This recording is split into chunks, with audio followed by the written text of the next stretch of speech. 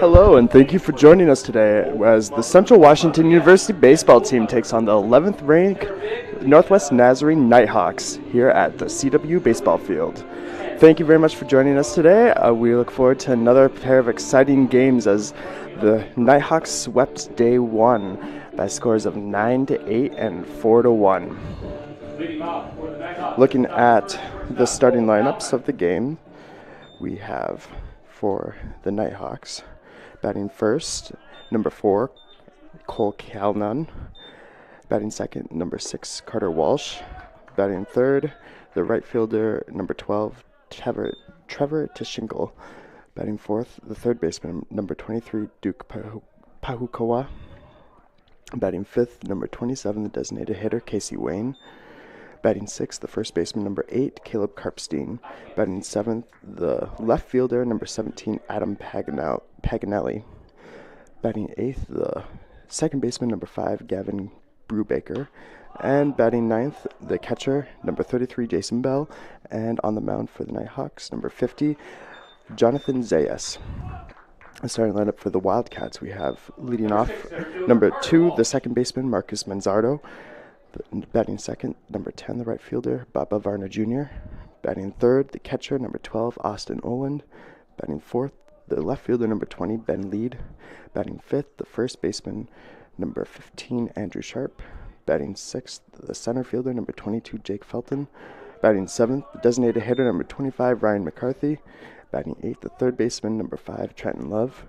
And batting ninth for the Wildcats, number 14, the shortstop, Jake Madsen. And on the mound for the Wildcats, number 34, Logan Pierce.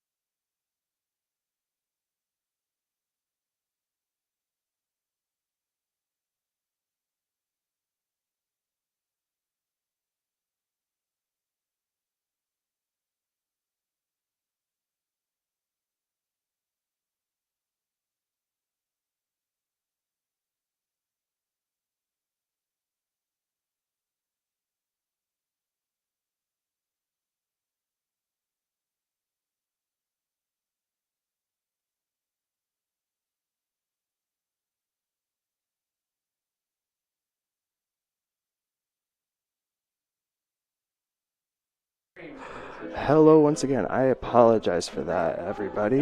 We unfortunately ran into a bit of a staffing issue, which had to take a couple bodies away from baseball. So I apologize for that, but we should have it figured out now.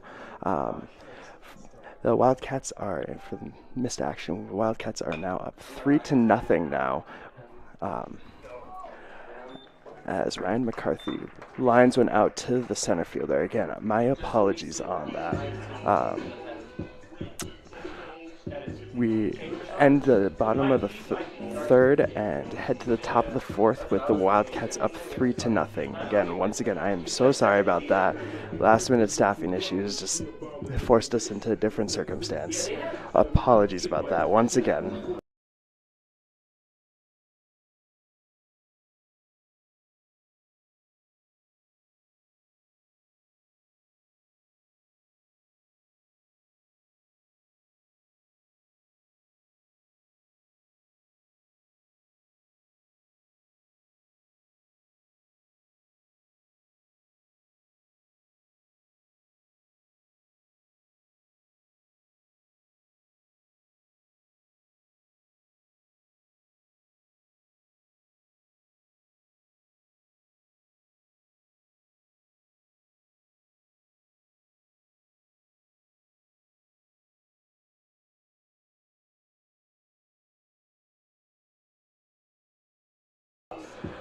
Welcome back, and leading off for NNU in the top of the fourth inning is going to be number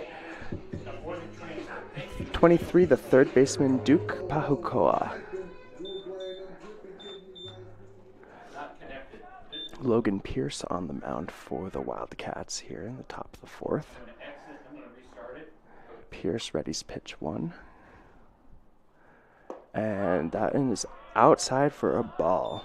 1-0 count for Pahukoa.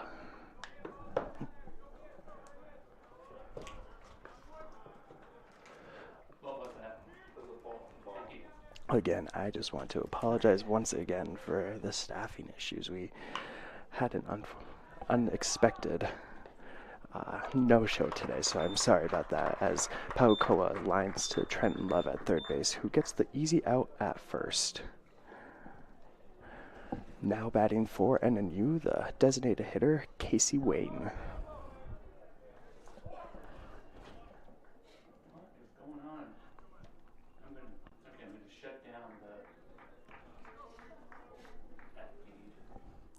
And first pitch to Wayne is in there for a strike at the top of the strike zone.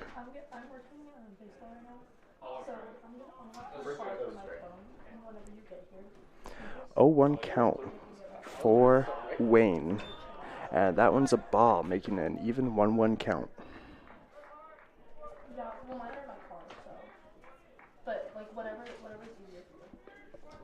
Wayne is 0 for 1 today in his now second at-bat. He struck out looking at the first at-bat as he bloops that one, and Trenton Love at third base bobbles it, but just can't get the out at first. Wayne makes it and to first and puts a runner on with 1 out, which brings up the first baseman, Caleb Karpstein.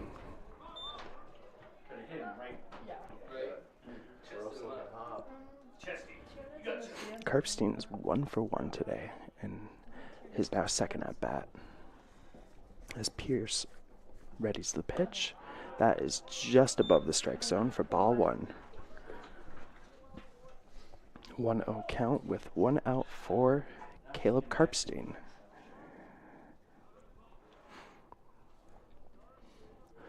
The second pitch to Karpstein. And nope.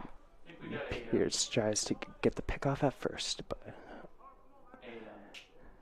Wayne makes it back.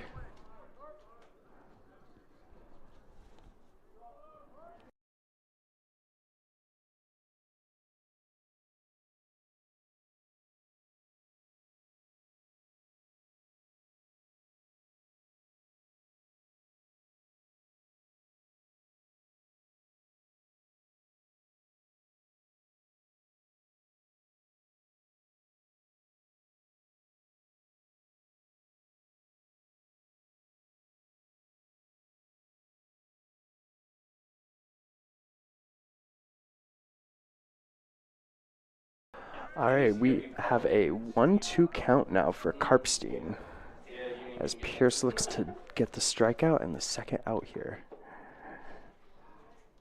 And he throws back to first, but not in time. Wayne is successful in making it back to the bag. Here in the top of the fourth with one out, with the Wildcats leading 3-0 over the 11th ranked Nighthawks of Northwest Nazarene, as that pitch is outside for ball number 2. 2-2 count now for the first baseman, Caleb Karpstein. And Karpstein gets a piece of that, but it goes right to Pierce, who throws to the second baseman, who gets it to the first baseman for the double play and ends the inning. That was a good sequence defensive stop for the Wildcats, which will put the Wildcats back to bat with, I believe, Ryan McCarthy leading off.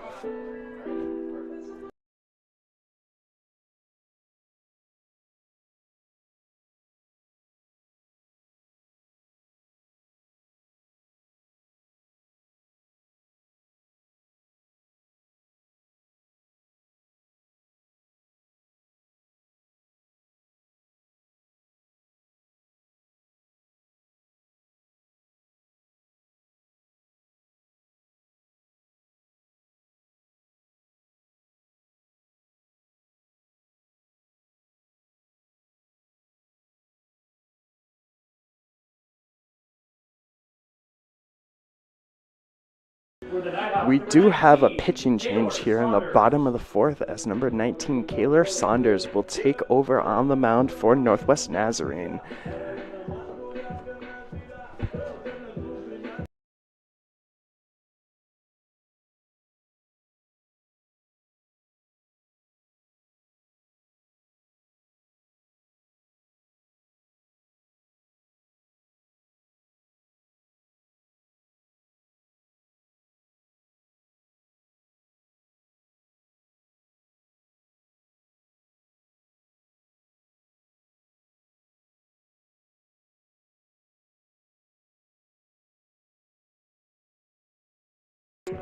And leading off for the Wildcats will be the third baseman, Trenton Love. I apologize, it is not McCarthy. McCarthy was last out. It's Trenton Love that will be leading off for the Wildcats, with Love going 0 for 1 odds so far today. And again, Kaylor Saunders is now on the mound for the Nighthawks.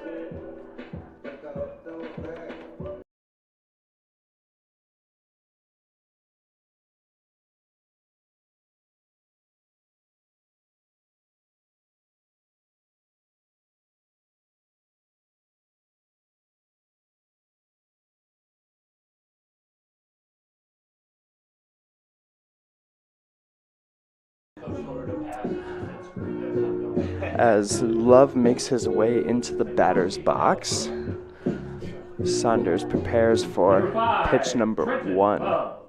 And that's down for a ball. 1-0 count for the third baseman for the Wildcats, Trenton Love. Pitch number 2 is also down below the strike zone for a 2-0 count.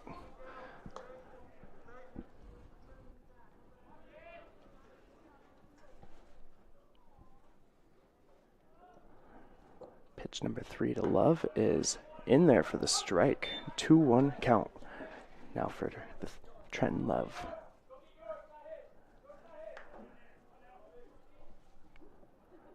And a swing and a miss by Love, making it an even 2-2 count.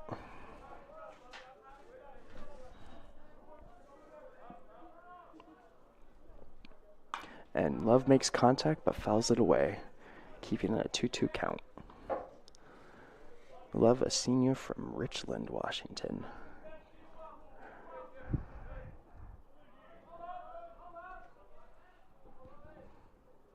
And Love makes more contact, but again fouls it back.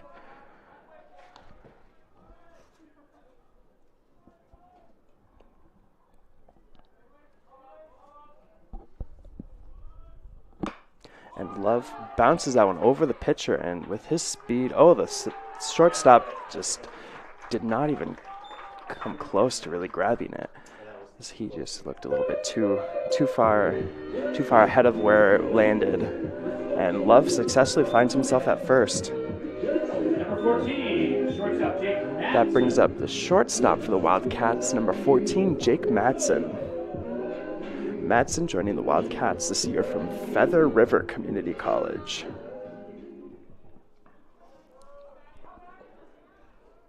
As Saunders prepares pitch 1 to Madsen, as Madsen shows signs of bunt but pulls back for ball 1.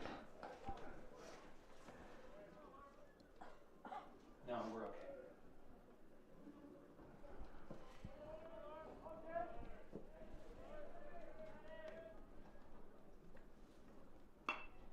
As Madsen makes contact but should get the out at first, but he advances Trenton Love to second base. Does what he needs to advance the runner. Bringing us back to the top of the order with the second baseman, Marcus Manzardo. Manzardo also a new addition this year for the Wildcats, having joining for the Coeur d'Alene, Idaho native, joining from Spokane Falls Community College. As Saunders prepares pitch 1 to Manzardo, and that's down and away for ball 1.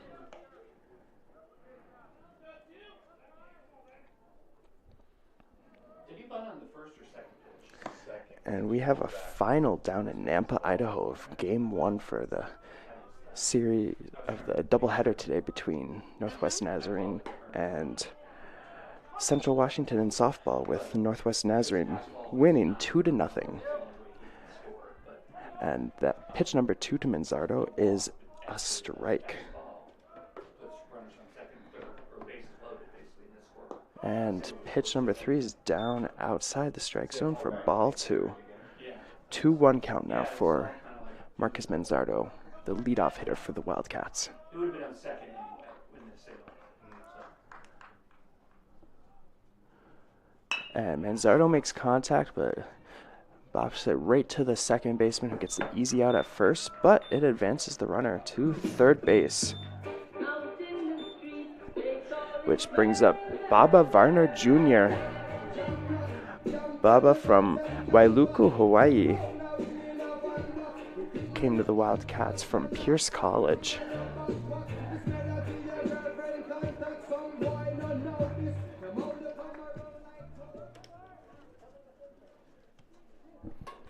First pitch to Baba, and he grounds it right to the shortstop, who bobbles it.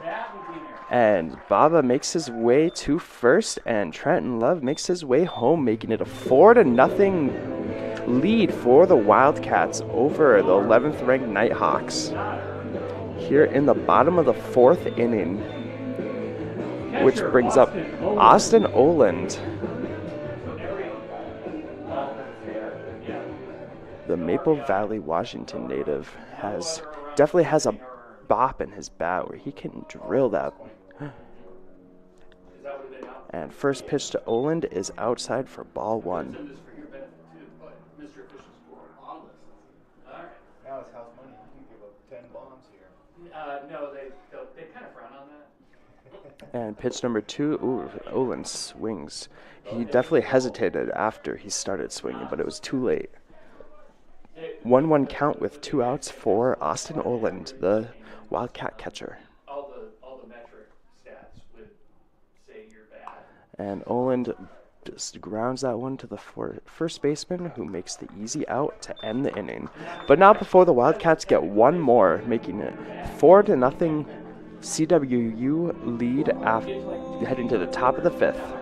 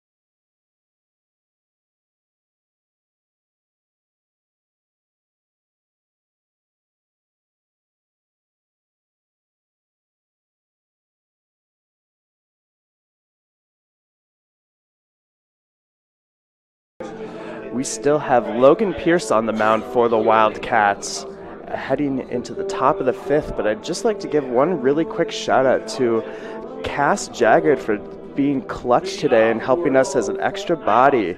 If you haven't seen her play soccer, everybody, she's on the CW soccer team. She is a brick wall in that net.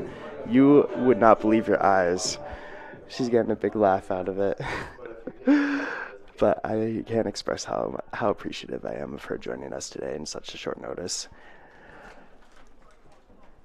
And leading off for the Nighthawks is number 17, Adam Pagnelli, who floats that one out to the right fielder for the easy out. Baba Varner Jr. out in right field for the Wildcats to get out number 1. Second baseman Gavin Brubaker. And that brings up Gavin Brubaker, the second baseman for the Nighthawks. Brubaker, in his home state, he is a Lakewood, Washington native. As Pierce readies pitch 1, as Brubaker bunts that one, but it just goes right back for an 0-1 count.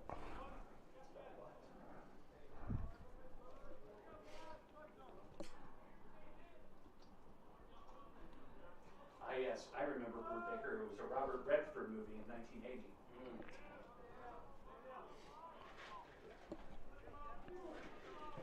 As Pierce readies pitch 2 to Gavin Brubaker. And that one's outside for ball 1. 1-1 count now. No. It didn't load properly. Oh, okay. Yeah, it did not load. And that's in there for a strike. That's why I printed that out. Making it a 1-2 count now for Gavin Brubaker. Is that what they're coaching the catchers now? Is the crazy splits for their? That's a Tony Payne. And that is just outside the strike zone for ball 2.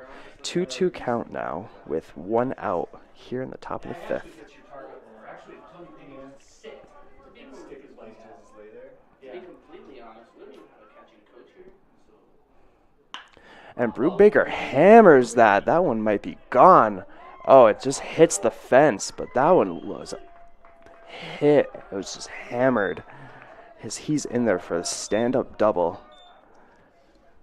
With ease, too, on that. And that will bring up the cleanup hitter, the catcher, Jason Bell, as he will look to bring Brubaker home and put the Nighthawks on the board. Still 1 out here in the top of the 5th, with Logan Pierce on the mound for the Wildcats. Pierce readies pitch 1 to Bell, as Bell gets a nice piece of that, but it fouls back for an 0-1 count. Yeah,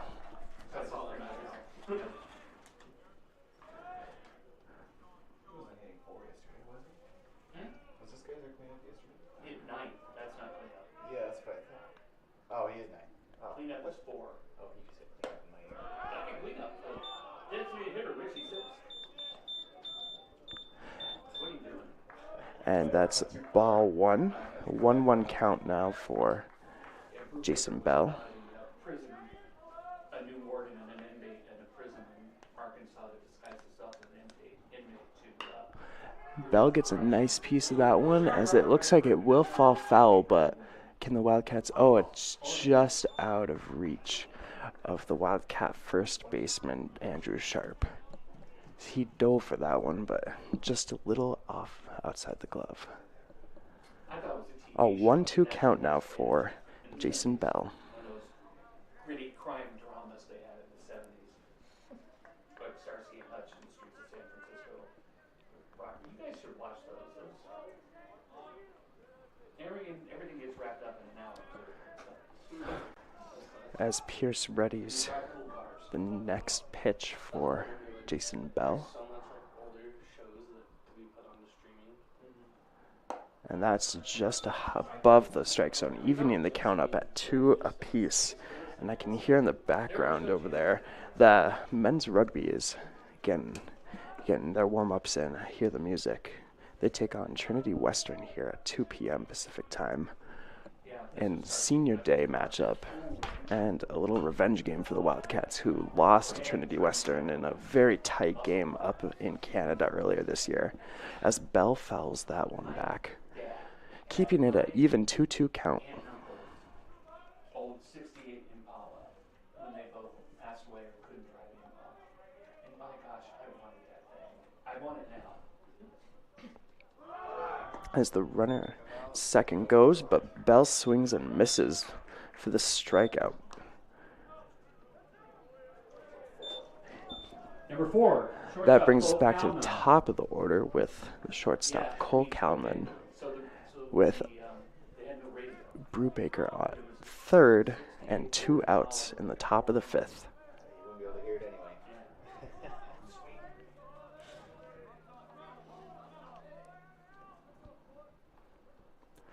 And that's a nice hit, but it's right to the second baseman for the easy out, ending the scoring threat for the Nighthawks and bringing us to the bottom of the 5th.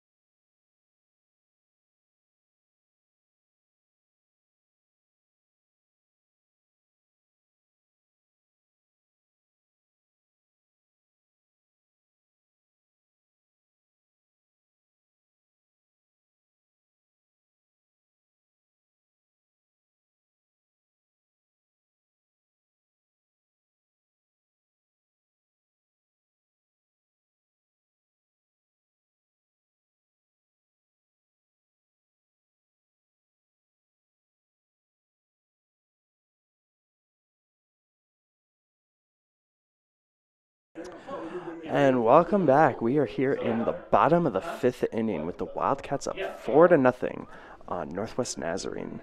And we have the grand slam hitter from yesterday, Ben Lead, starting things off here in the bottom of the 5th. Lead 1 for 2 on the day.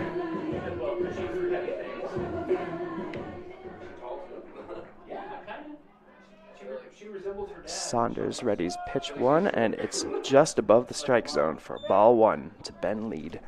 And I asked Johnny, do you like that macabre stuff? Oh, heck no. And that one's in there for a strike. 1-1 count now for the big hitter Ben Lead.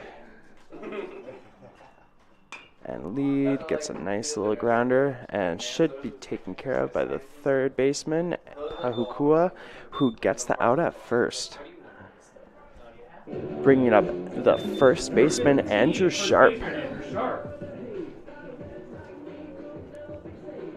Sharp joining the Wildcats this year from Treasure Valley Community College. Originally from Santa Clarita, California.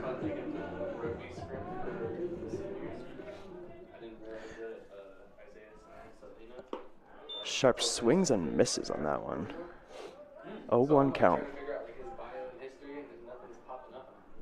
Sharp searching for his first hit of the day today.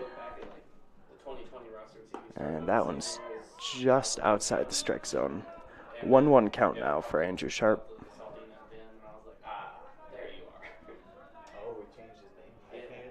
And Sharp fouls that one back for a 1-2 count.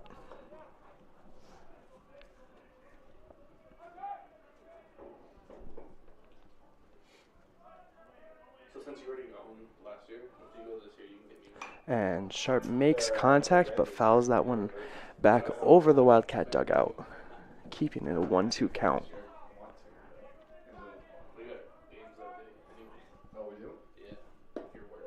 And that is a big swing and a miss by Andrew Sharp for a strikeout. Center fielder Jake making it Felton. 2 outs now for the center fielder, Jake Felton.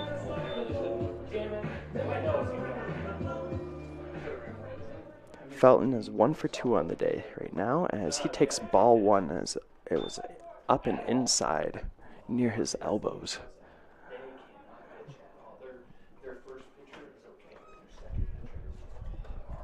And that one's in there for a strike, making it a 1-1 count for Jake Felton with 2 outs.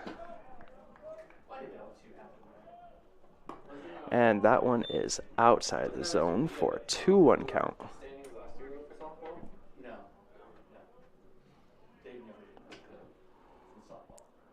And that one's out there, outside the strike zone once again, putting Felton up 3-1 in the count now.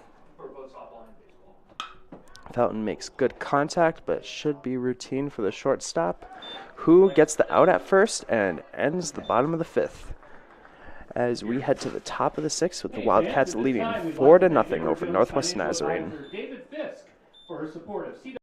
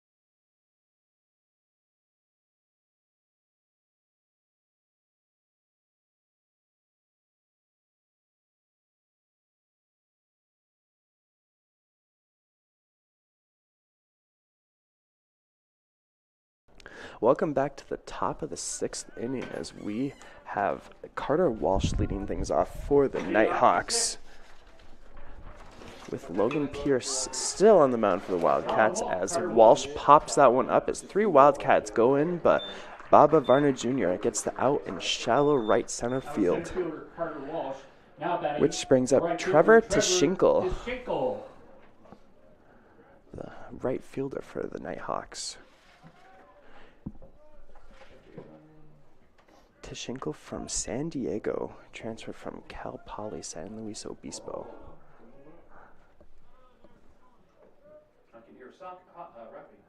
As Tishinkle gets a nice piece of that, but it's pretty routine for Jake Felton out there in center field, who gets an easy out. Third baseman Duke Pahukoa. 2 outs now. Bringing up the third baseman, number 23, Duke Pahukoa. Pahukoa from Maui, Hawaii, and a UNLV transfer.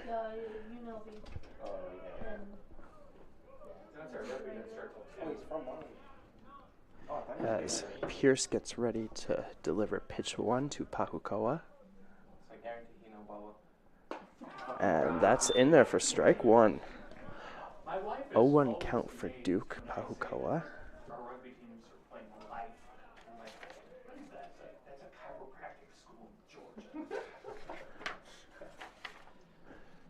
And it's a big swing and a miss by Pahukoa. 0-2 count. Right next to the Biddy's headache powder. And results very summer. As Pierce readies pitch number 3, which is strike. Big strikeout to end the top of the 6th by Logan Pierce. Bringing us to the bottom of the 6th with the Wildcats still up 4-0. Thank you once again for joining us today. We have exciting action so far with a whole nother game ahead of us.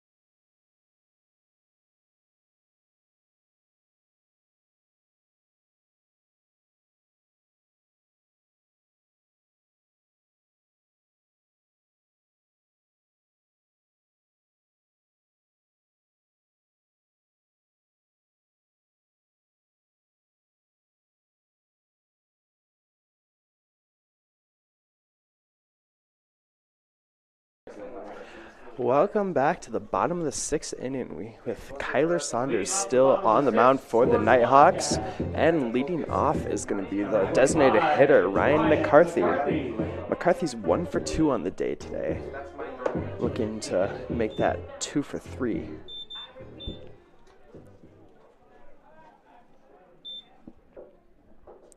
As that's in there for strike 1.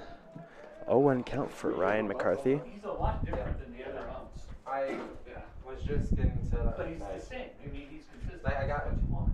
that end part of his swing. McCarthy joins the Wildcats from Ladner, British Columbia, after playing the past couple seasons at Butte Community College down in California. As he fouls away, that one away for an 0-2 count, and then another foul. He's really liking the right field foul area. 0-2 count for Ryan McCarthy. As that one is up and away for 1-2 count. Well, not today, but like for baseball. Oh, yeah. Baseball is supposedly supposed to be his sport. That's what I was thinking. And that is outside the strike zone for 2-2 count. I forget what college made it, but some college made like a bunch of gifs and stuff with like and put it all into a video, and I was like, that seems like something cool. Saunders and McCarthy gets a nice piece of that, but it's right to the second baseman, who gets the easy out at first. And that will just bring up Trenton Love with 1 out here in the bottom of the 6th. That seems like something cool would do.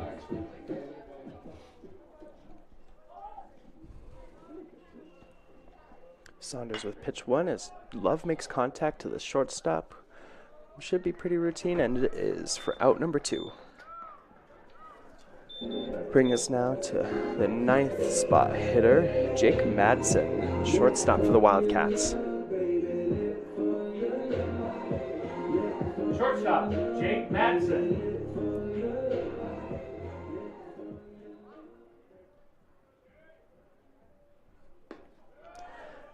Pitch number 1 to Madsen is outside of the zone for 1-0 count. Madsen hailing from Dayton, Nevada, the only player on the Wildcat roster from Nevada, as he takes strike 1. 1-1 count now, with 2 outs here in the bottom of the 6th for Jake Madsen. Another strike for Madsen, as he's now behind 1-2 in the count.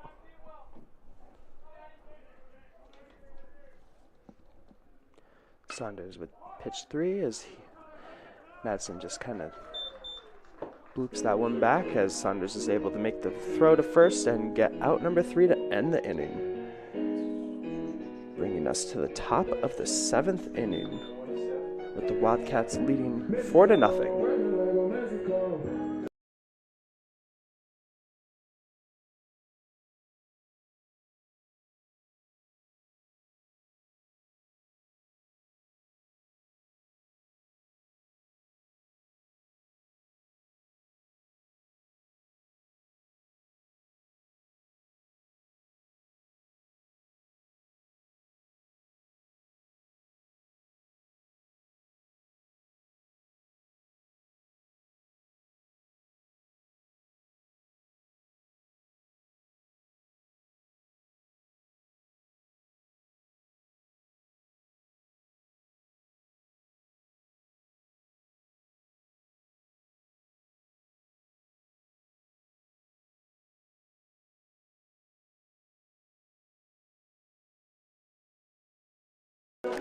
Well, welcome back to the top of the 7th inning, as Logan Pierce is still on the mound for CWU. And leading off for the Nighthawks is the designated hitter, Casey Wayne.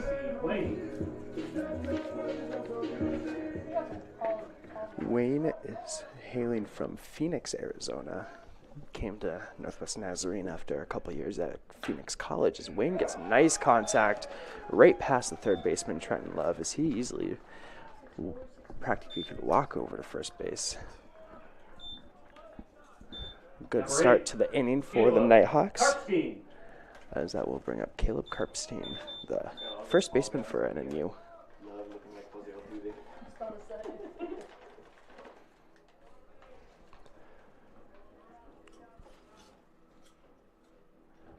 Pierce is ready as pitch one as Karpstein just bloops that one out into shallow outfield as the left fielder Ben Lead is there for the Wildcats as the Number 17, left fielder Wayne, Adam. Casey Wayne moves over to Paganelli. second base. Still no outs and bringing up the left fielder Adam Paganelli. Pierce. Oh, they call time at home plate. Pierce gets ready for pitch one to Karpstein. Oh, sorry, apologies, Paganelli. As that one is just outside the strike zone for ball one. Just 1-0 count for Adam Paganelli, the left fielder for the Nighthawks.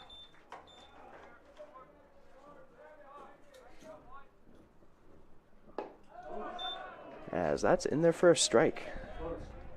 Actually, it's good that ours in Paganelli, former high school teammates with Wildcat Austin Oland at Tahoma Senior High School over on the west side of the state.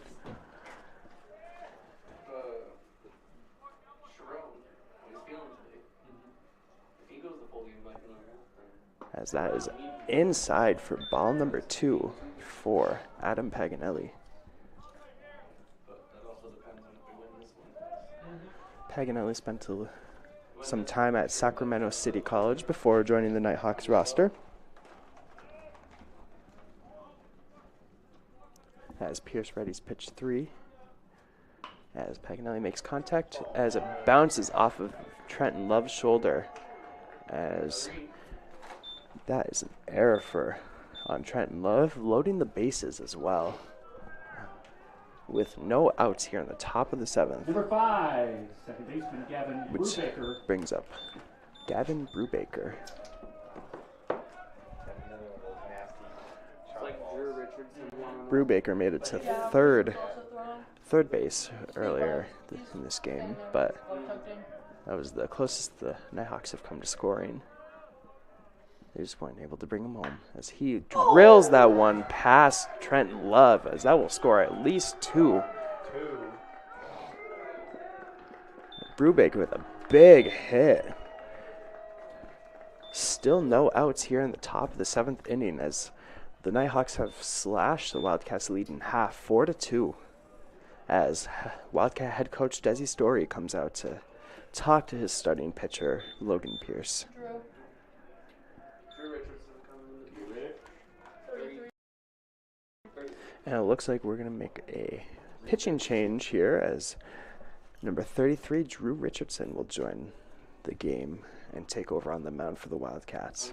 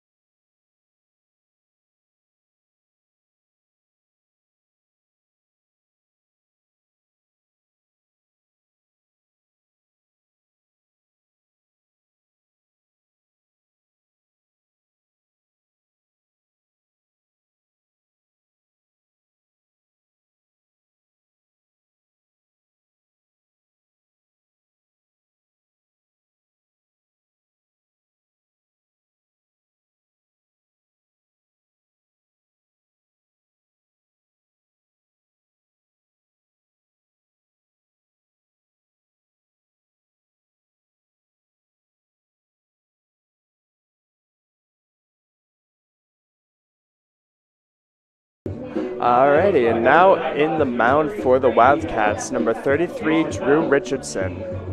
Richardson will take over. Will take over with runners on second and third base. As the Nighthawks will look to tie the game up with these two base runners. As we have a pinch hitter with Manny Casillas pitching for the Nighthawks. As Richardson readies pitch one as it's low and in the dirt for ball one.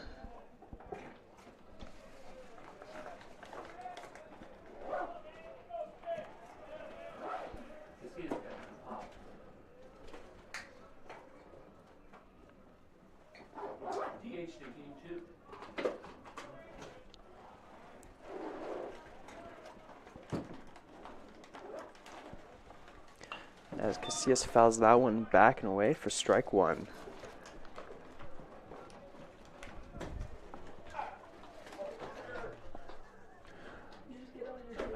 One count for the senior from West Covina, California, who spent some time at Mount Sac Community College and Cal State Northridge before joining NNU. He gets a nice hit, and that should tie the game up here as it goes all the way in the corner. And he makes it to second standing up as the game is now tied 4-4 with still no outs here in the top of the seventh. Bringing us back to the top of the order with Cole Calnan. Number 4, shortstop Cole Calnan. So those runs are for the last guy, right? Calnan, also a Washington native, hailing from Snohomish.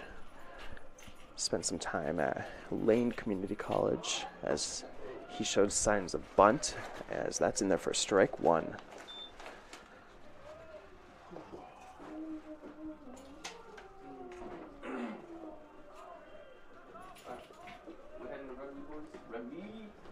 Thank you guys. Don't have too much fun. Richardson, and that he is thinking about going back to check the runner at second. Casillas is at second, as he thought about it, but thought against it. As that's up and way out of the strike zone. 1-1 count now for number 4, Cole Calnan. What happened? As looks like the Nighthawks are going to add in a pinch runner, number 42, Cooper Nixon. It looks like might join the game. You felt time. As the Nighthawks huddle up. I've not seen this before. Me either. And yeah, 42 is going to join the game for the for the Nighthawks.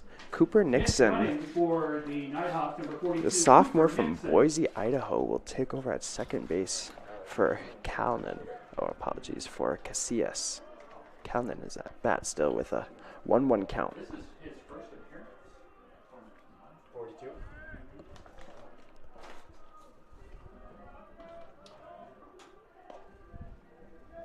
Otis Nixon or Did Nixon? Richardson throws as Calnan bunts that one foul, making it a 1-2 count.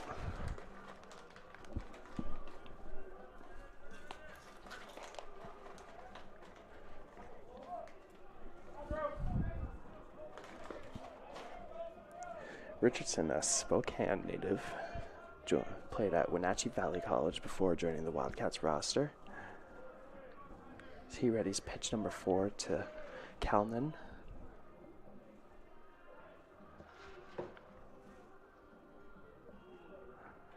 And that is, he gets a nice piece of that, but it goes foul all the way to the far right corner. Keeping it a 1-2 count here in the top of the 7th with no outs. Looks like somebody's throwing out again. Reed's still throwing. as Richardson readies the pitch. As that's a nice little blooper into shallow right field down the right field line, as that should give the Nighthawks the lead as he makes his way to second and slides in with ease. 5-4 lead now for the Nighthawks as they've had a huge inning in this top of the 7th. As head coach Desi Story comes back out, we'll see if there will be another pitching change, and yes, he signals over to the bullpen. As we are not. Reed Rossman, maybe. It's a lefty, yeah. So Richardson comes in. As Richardson will leave after giving up 3 straight doubles Now for pitching the for Wildcats, the as Wildcats, number 32, Reed Rasmussen will join the game and take over on the mound for the Wildcats. Rasmussen, a Sela native, so he's not far from his hometown, maybe only about 20 minutes or so. As he will take some time to warm up, as we will be underway here again in just one moment with a runner on second for the Nighthawks and still no outs here in the top of the 7th, with Northwest Nazarene leading 5-4.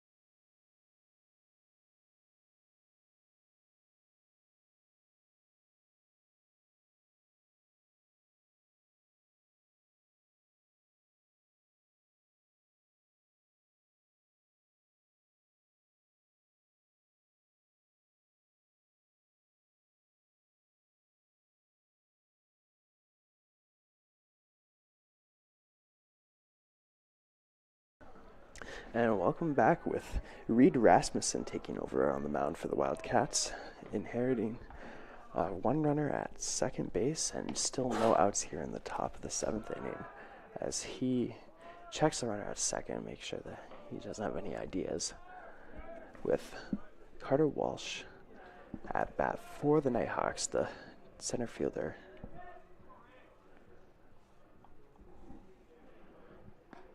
As Walsh shows signs of bunt, but it's up and away for ball 1.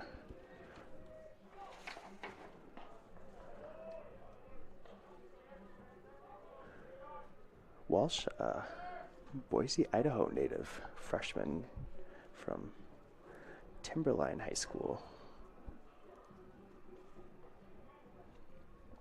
As he bunts and that bounces off his bat and back into the net.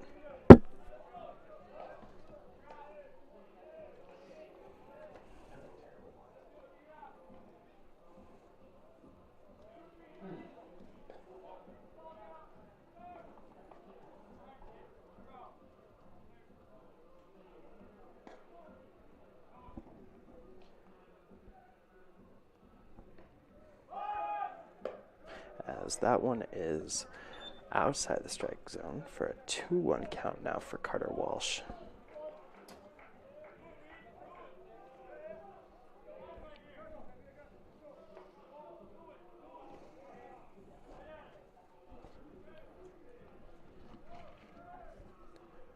As Rasmussen throws that one for ball 3. 3-1 count now.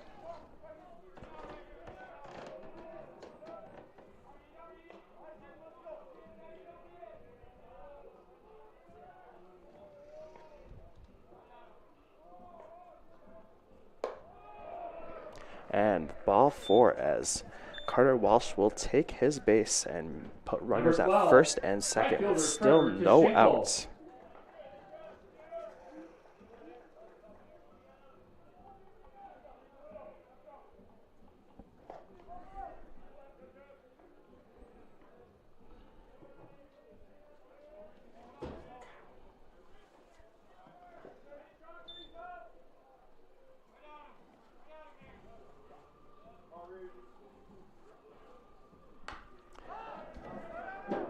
As Trevor Tishinkle is up to bat now for Northwest Nazarene as he fouls that one away for an 0-1 count.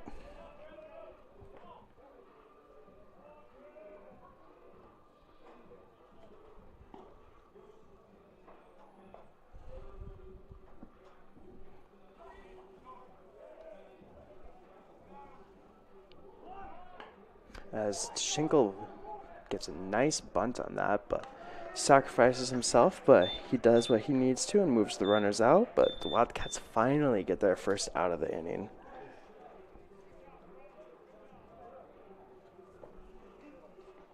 Number 23, That will bring up third baseman the Duke third Pahukoa. baseman, Duke Pahukoa, looking to drive in the runners on second and third and make it a 7-4 lead for NNU and a 7-run 7th inning. Lots of 7s, possibly.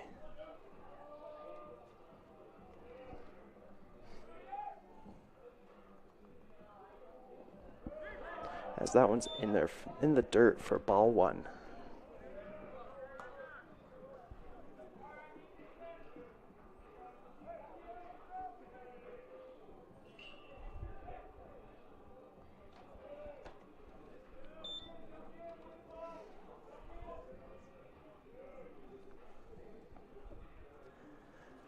As that one's up and away for ball 2. 2-0 count for Pahukoa, who is 1 for 3 on the day.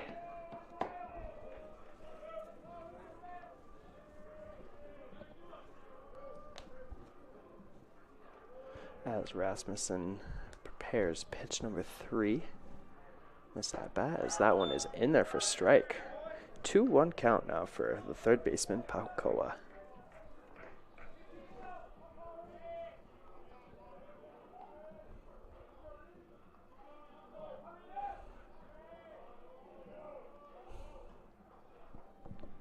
And Pahukoa gets a nice hit on that as it just sticks to the bottom part of the fence. That was a very nice hit by Pahukoa, and we'll put him at second and put the Nighthawks up 7-4 now with only 1 out. 7-run 7th inning for the 11th ranked Nighthawks of Northwest Nazarene. 10th batter of the inning. As the No, Wayne led off. As the Nighthawks have found their stride here in the top of the 7th. Bringing up Casey Wayne, the designated hitter for NNU. As he gets a nice blooper just past the glove of the Wildcat shortstop, as Pahukoa will make his way home and make it an 8-4 game in favor of the Nighthawks, putting 1 runner at first base. Got the snowman for the inning. An 8-run inning by the Nighthawks has put them in the lead. First baseman Caleb Karpstein. There's a reason why they are ranked, everybody, and it's because they can do this. Slot make golf score. Snowman. Snowman's a better Caleb Karpstein now takes the at-bat for NNU. The first baseman takes ball 1. Still only 1 out here now for the Wildcats here in the top of the 7th inning.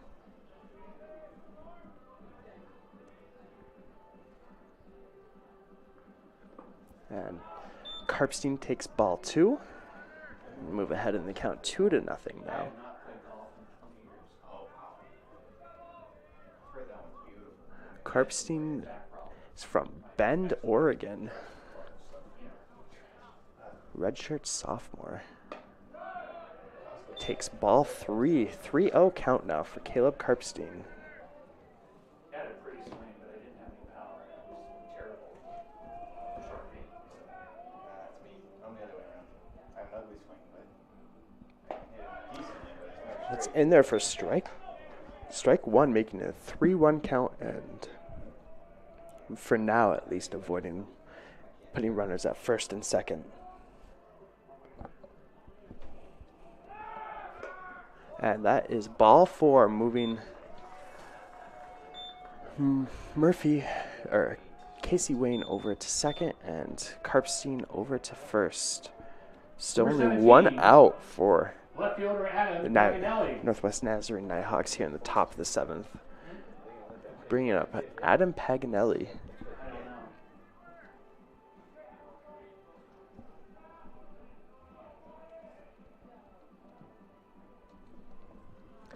Rasmussen's first pitch to Paganelli. That is fouled back for strike 1.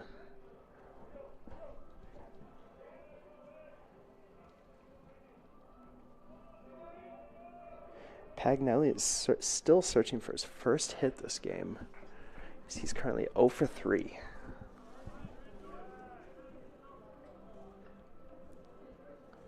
Runners on first and second as they both go, and Olin throws it down to third, but took Trenton Love off the bag, and the runners are safe. 1-1 count now for Paganelli, with runners now at second and third.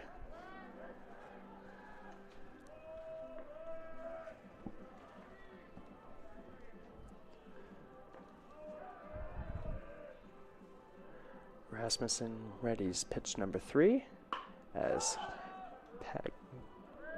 that one is hit to, it drops as there's a miscommunication, and that will score 1 as Paganelli makes his way to second base, and now it's a 9-4 game in favor of the Nighthawks.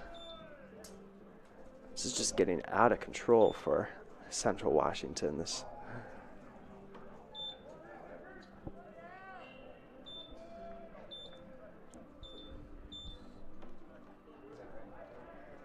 They scored 1 there, right? Yep. That's your rare. That will bring up the second baseman, number 5, Gavin Number 5, Brubaker. Gavin Brubaker. Brubaker has made some clutch hits for Northwest Nazarene during this top of the 7th inning, just as he might have another one, but it should.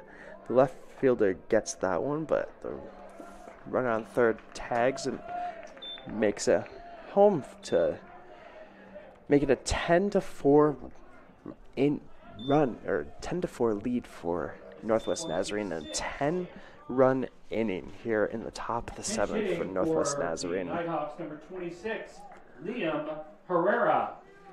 2 outs now. Wildcats just need 1 more out to get out of this interesting inning in their minds. As number 26, Liam Herrera, will now pinch hit for the Nighthawks.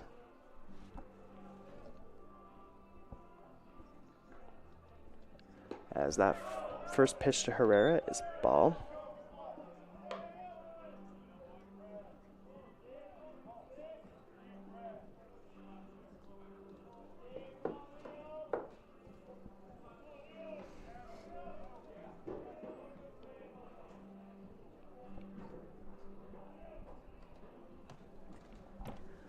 Pitch 2 to Herrera is just outside for a 2-0 count.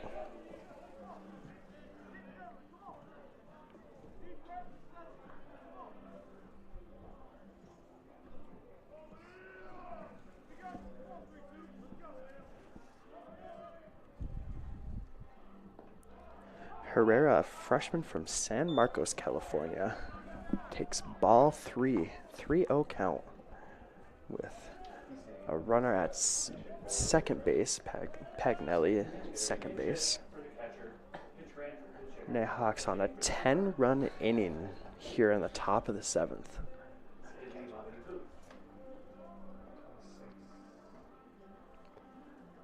That is in there for strike. Rasmussen, at least for now, avoids walking Herrera. We're at batter 14 in the top of the 7th here for the Nighthawks. As a big swing and the miss by Herrera makes it a full 3-2 count for the freshman. I bet he plays third. He's gonna go third. No. Probably.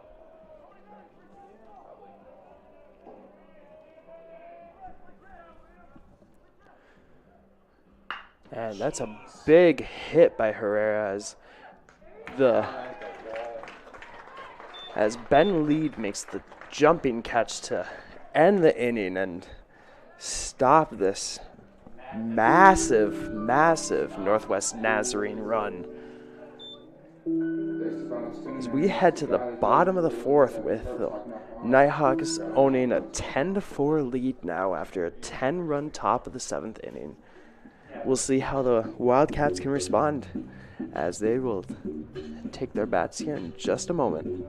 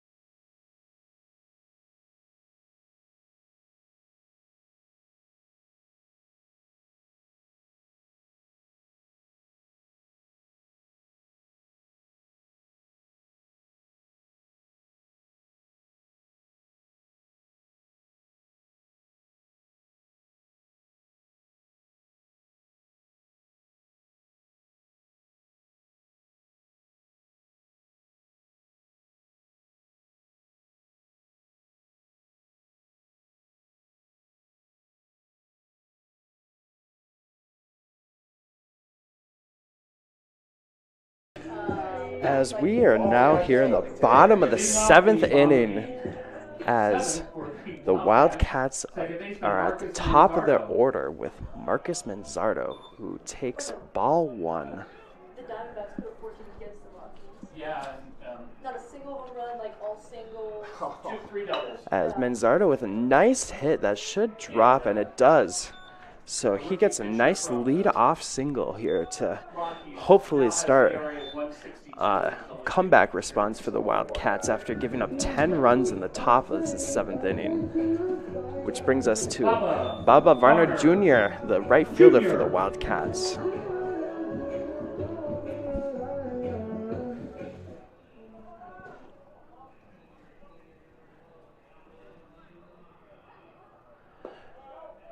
As Kyler Saunders is still on the mound for the Nighthawks as he throws ball 1 to Varner Jr. Is Mookie still playing shortstop? Huh? Is Mookie Betts still playing shortstop? And that is down below the strike zone for ball 2. 2-0 count now for Baba. He also already has like 2 home runs.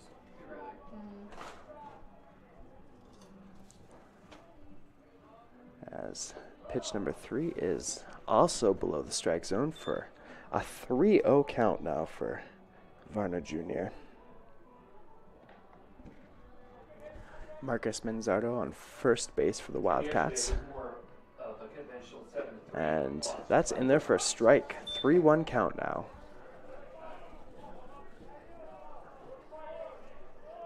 Oh, Teoscar Hernandez hit 2 home runs. Betts was playing second yesterday. And that is ball 4 for Baba Varner Jr. Putting Manzardo at second and Varner Jr. at first, and bringing up big hitter number 12, Austin Oland, Wildcat catcher in today's game. Sounds right. Catcher Austin Oland. Yeah, I expect for the Rangers now. Couple years. I thought he left this house. Oland is searching for his first hit in the game as he takes strike 1 0-1 count.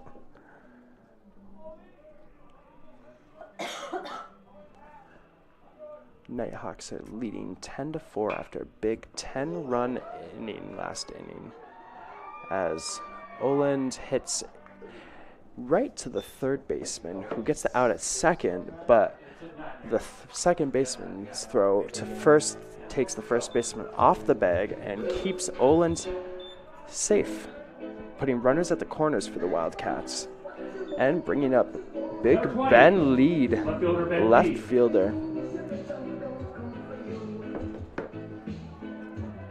Lead with the grand slam yesterday. I'm sure the Wildcats wouldn't complain if he hit a 3-run homer in this case, as he gets nice contact, and that will score at least 1 run, moving Oland over to second, making it a 10-5 NNU game. Number 15, first baseman Andrew Sharp. As that will bring up the first baseman Andrew Sharp, with runners at first and second and only 1 out for the Wildcats here in the bottom of the 7th. Cut it to a 10-5 lead now after the Nighthawks put up 10 earlier this inning. Sharp gets nice contact that'll drop, and the center fielder just completely bobbled it as Sharp heads to second, as scores 1 run for the Wildcats, making it a 10-6 game now, as Varner Jr. rounded home and rounded third and Oland made it home. That puts runners at second and third for the Wildcats and brings up number 22, Jake Felton. As the NNU coach will come out to have a brief chat with Saunders, if not make a change. We haven't seen a signal to the bullpen just yet, so at the moment it looks like it's just a little chat.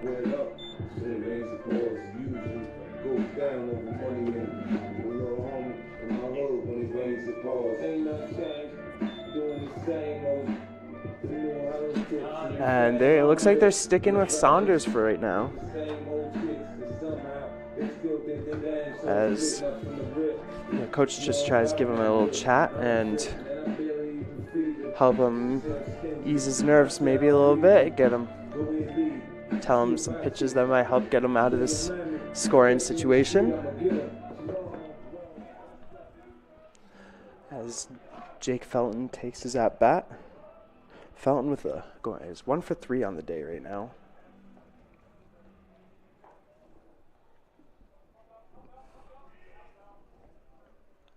Saunders with pitch 1 to Felton, as Felton gets nice contact, but it went foul, making an 0-1 count.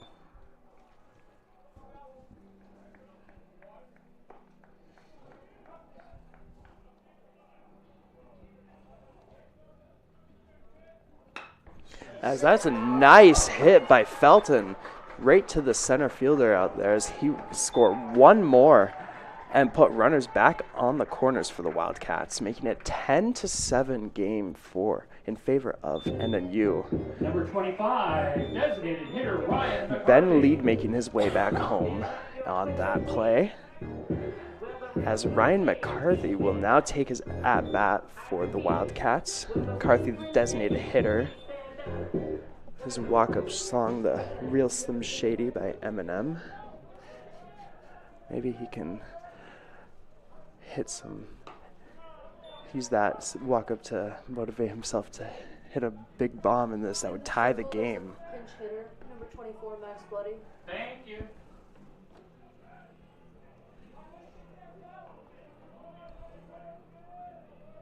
Trenton's not having a good day. As McCarthy takes ball 1. 1-1 count for Ryan. How's he hitting? How's Trenton hitting? I just caught it up. And McCarthy hits that one right to the first baseman, who gets the out at first. But it scores another run, as Andrew Sharp makes his way home, and Felton moves over to second base. And that brings up a pinch hitter for the Wildcats, Max Bleddy. For the Wildcats, number 24, Max Bleddy.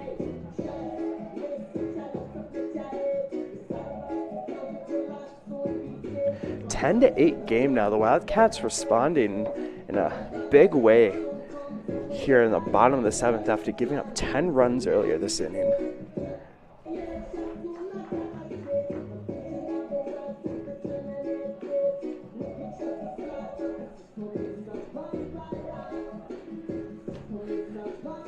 Jake Felton at second base for the Wildcats, as Max Bleddy will pinch hit for CWU, as the NNU is having a little meeting now as the head coach emerges from the dugout. And it looks like we might be making a pitching change, possibly. The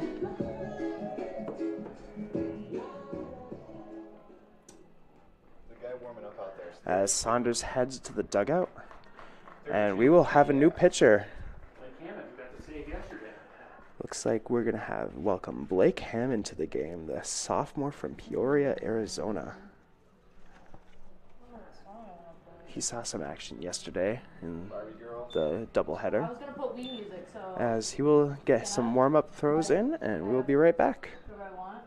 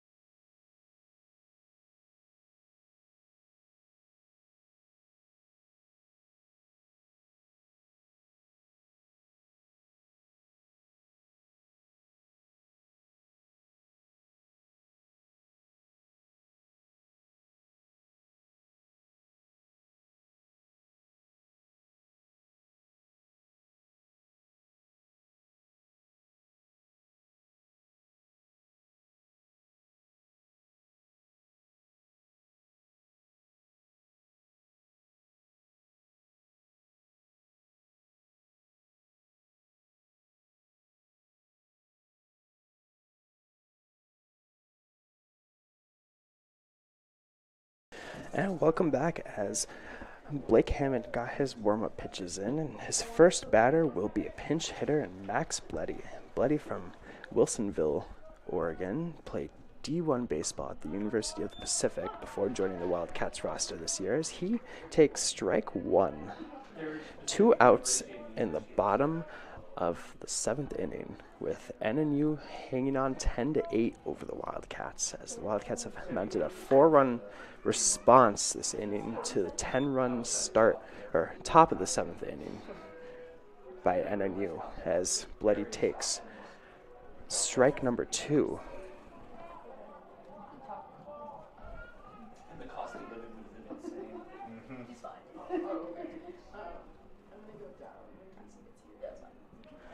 As Hammond prepares pitch number 3, as Bleddy swings and fouls that one back, and it bounces over the top of the net. Thankfully, it went on the ramp, so it didn't go too close to anybody. But the count remains 0-2 for Max Bleddy. Oh, around the corner. You have to go get it. No, I wanted to. Hammond prepares the delivery, and big swing and a miss. Oh, foul. Big. Lucky for Bloody, it was a foul ball. Couldn't tell at first if he touched it or not, but he keeps his at-bat alive and makes still an 0-2 count.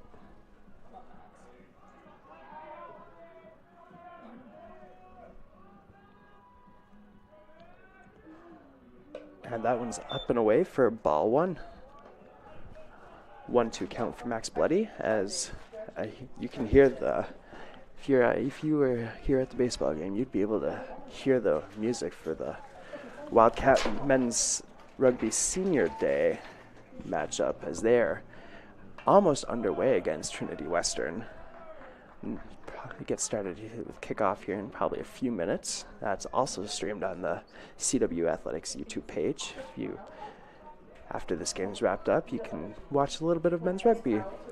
Max Bloody keeps his at-bat alive with another foul ball, and that is down in the dirt as the catcher struggled to find it a little bit and moves the runner to third.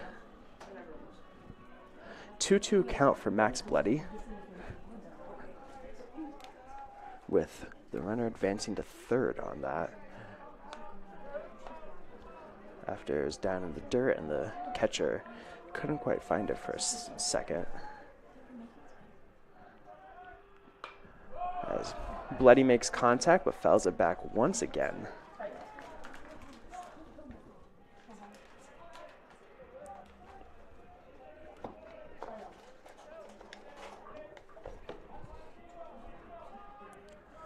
Hammond with his pitch, and Bloody makes nice contact, but it pops up and should be routine to end the 4-run response by the Wildcats, as CW cuts the Nazarene lead to 10-8 now, here heading to the top of the 8th inning. As we will be back in just one moment with Northwest Nazarene heading back to bat after their 10-run inning last inning. See what they can do.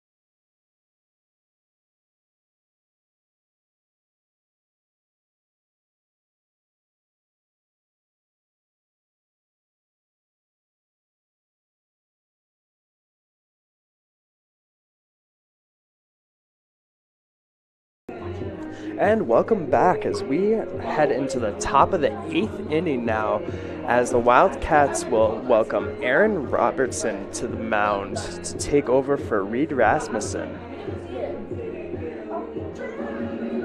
Robertson from Everett, Washington, came from Lower Columbia College to join the Wildcats roster, and he will take over at the top of the order for NNU, with Cole Calnan leading things off as the first pitch from Robertson's in their first strike.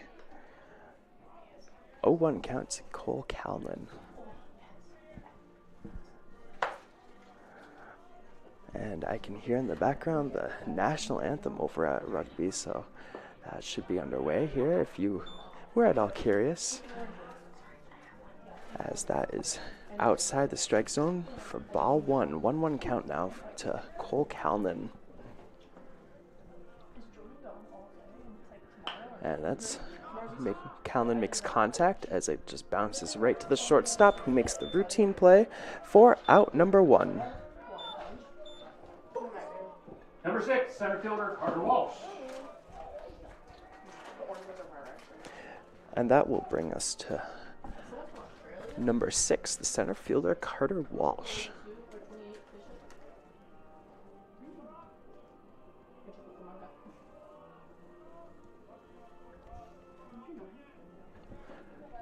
The first pitch to Walsh is up, hits the ground and bounces back for ball 1.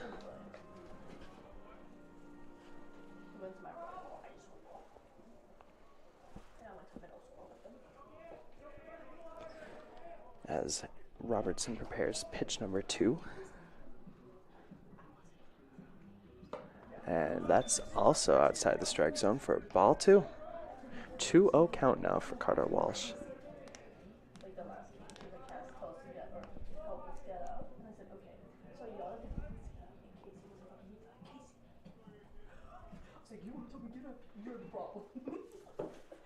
And that is just outside the strike zone as well.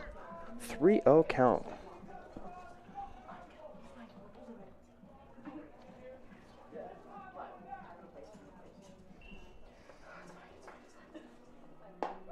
And that one's in there for a strike. 3-1 count for the center fielder, Carter Walsh.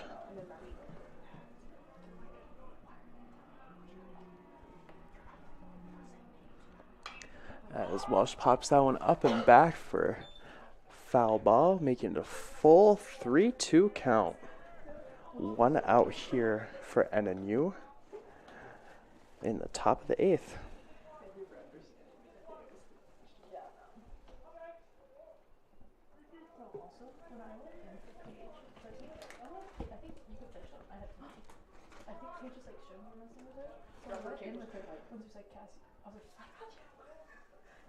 Robertson delivers the pitch, and Walsh fouls that one back as well, keeping that bat alive.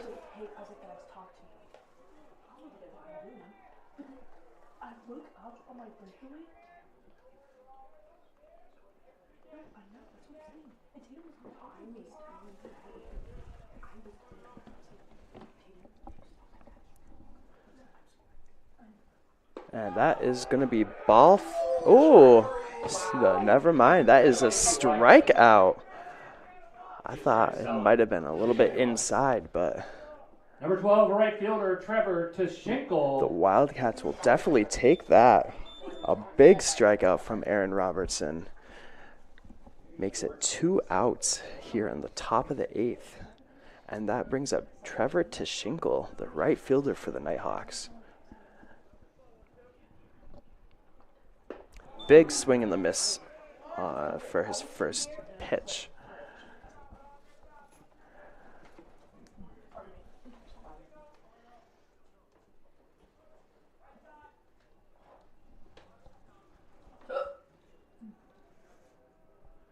Robertson delivers and Shingle makes contact, but it fouls it away.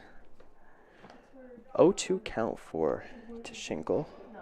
He went to some charter school.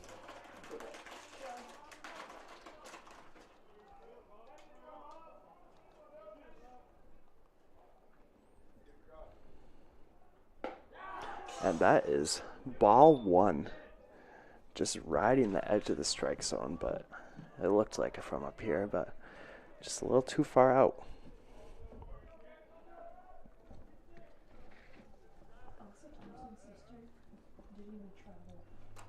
And another foul ball. That one was lined into the big field out to the right of the baseball field. Thankfully, no one was near it when it fell. That was just hammered.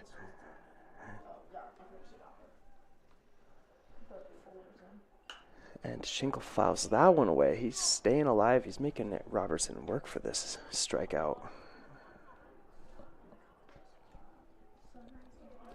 1-2 count for Trevor Tishinkle.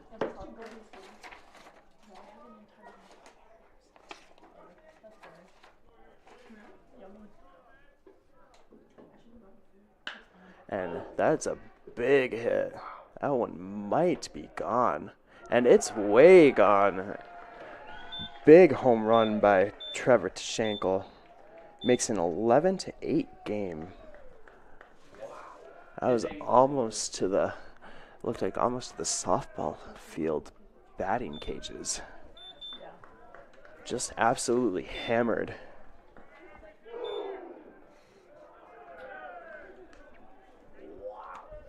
That brings us to the third baseman, Duke Number 23, Pahukoa. third baseman Duke Pahukoa. I know, they keep blowing him up. That pitcher's outside, too.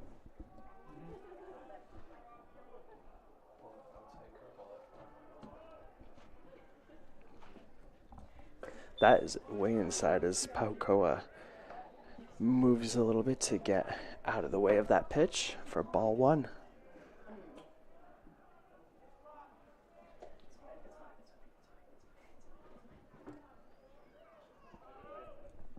Robertson readies the pitch, and Pahukoa gets a nice bat on it, but it goes foul, evening the count up at 1-1 apiece.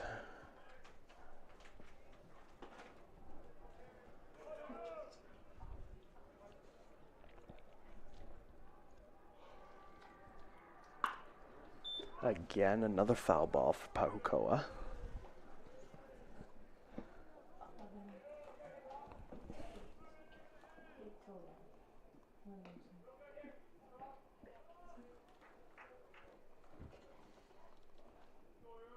I played Ben's wrong one song. I thought it was mad.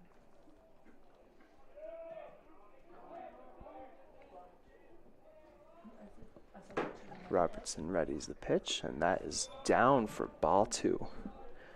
Even 2-2 count now for Duke Pahukoa.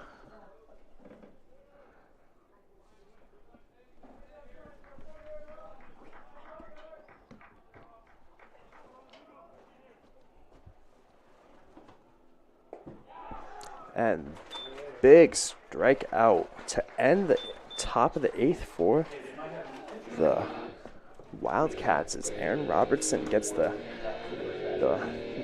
beautiful strikeout and brings us to the bottom of the eighth to see if bring the Cats back to bat and see if they can maybe tie this game up or take the lead down 3-11-8. We'll be right back with the Wildcats up to bat here in just a moment.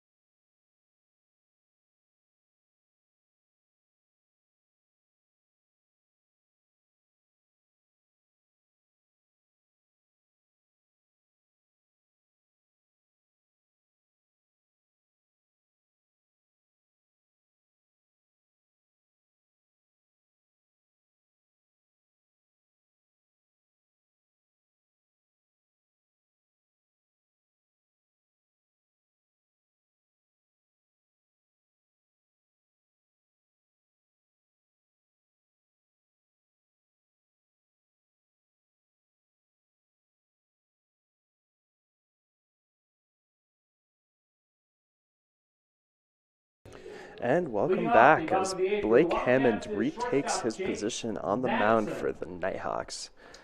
And his first batter he'll face this inning will be shortstop Jake Madsen. I was up by 13. The first pitch from Hammond is in there for strike. 0-1 count for Madsen. That was a look right down the middle.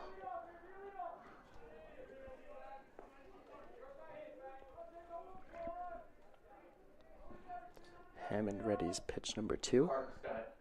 And that is also in there for a strike. 0-2 early count for the shortstop, Jake Madsen. Who are they playing? Colorado.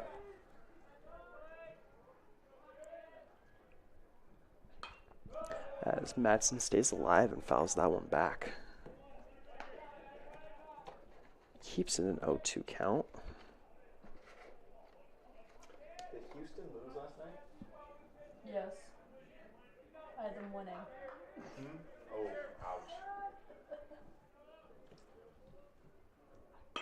And Madsen gets a nice piece of it, but just a little too high to should make it routine for the center fielder, who gets the out and brings us back to the top of the order for Central Washington with second baseman Marcus Manzardo.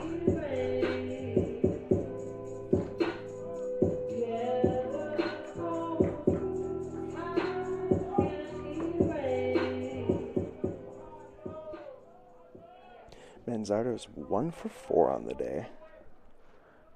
Looking to make a start of the Wildcats comeback as he takes ball 1.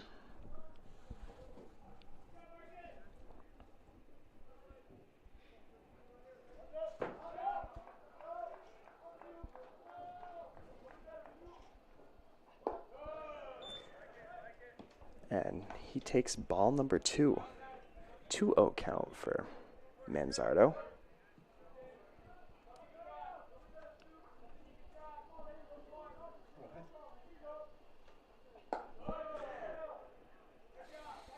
As Manzardo takes ball 3.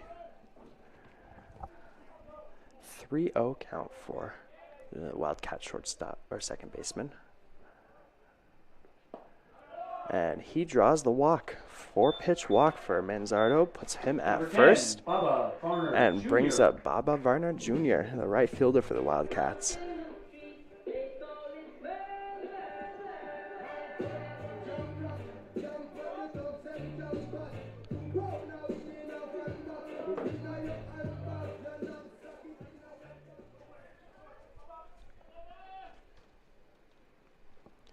And the first pitch from Hammond's down for ball 1.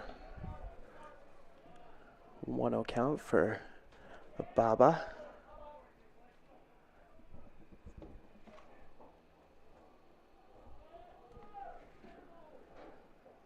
And that one's also just outside the strike zone. That one looked really close, but 2-0 count for Baba Varner Jr.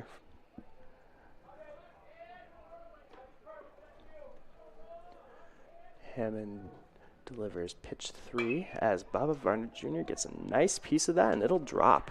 Shallow center, left center field as moves Manzardo over to second base as Varner Jr. takes his place at first. With the now tying run at bat for the Wildcats, and Austin Olin will look to hopefully tie this game up as he definitely has the ability to homer. It's been a little quiet in this game so far.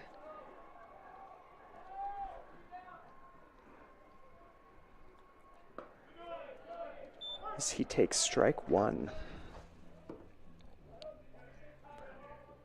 0-1 count for Austin Oland.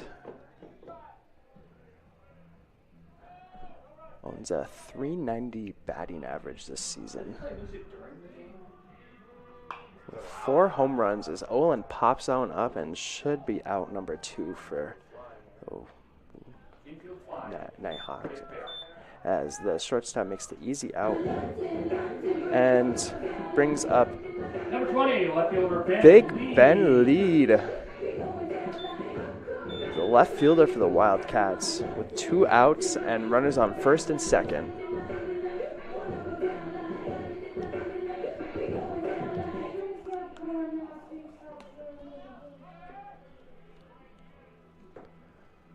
Hammond delivers pitch 1 as Lead fouls that one back for an 0-1 count.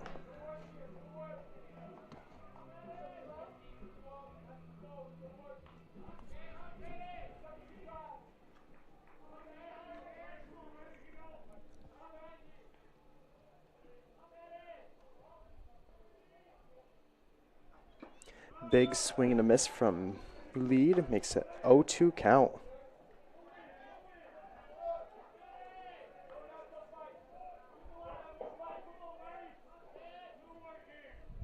We got a couple guys from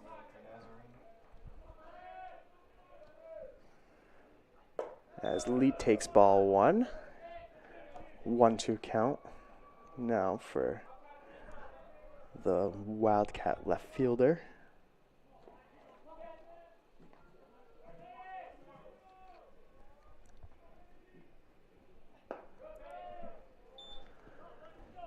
He takes ball 2 now, and we have an update from down in Nampa, Idaho, as the Nighthawks are currently ahead of the Wildcats 3-1 in the top of the 4th with 1 out. The Wildcats and Nighthawks split down there yesterday as lead fouls that one back, and the Nighthawks took game 1 today, 2-0. Brooks. If he didn't get out of the inning, they're going to put Brooks in, pitch to Sharp. So Duncan's going to pitch tonight.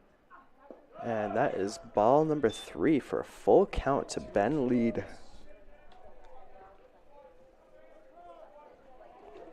Lead is 2 for 4 on the day today.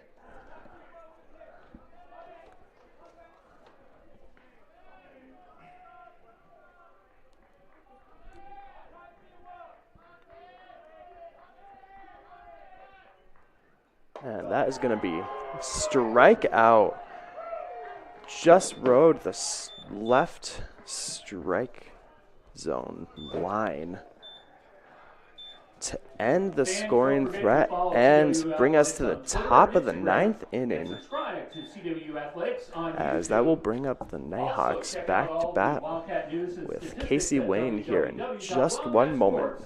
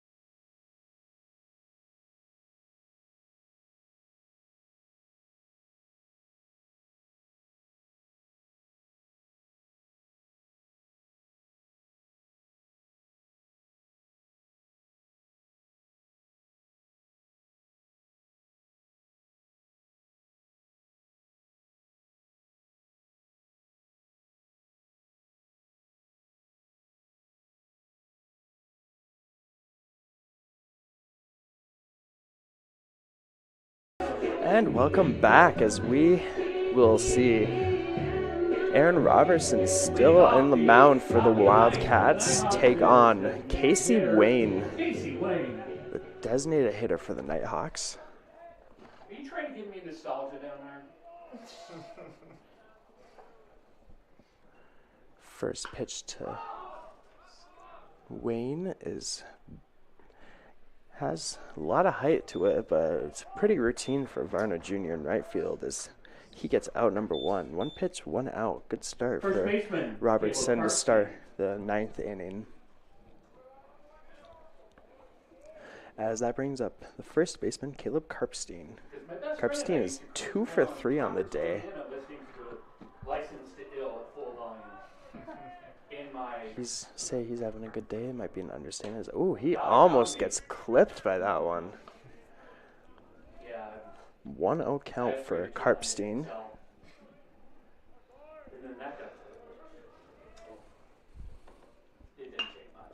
As Karpstein lines that one right to Robertson, who it bounced out of his glove, but he was able to corral it and send it to first base for out number 2. That will bring up the left fielder, Adam Paganelli. Left fielder Adam Paganelli.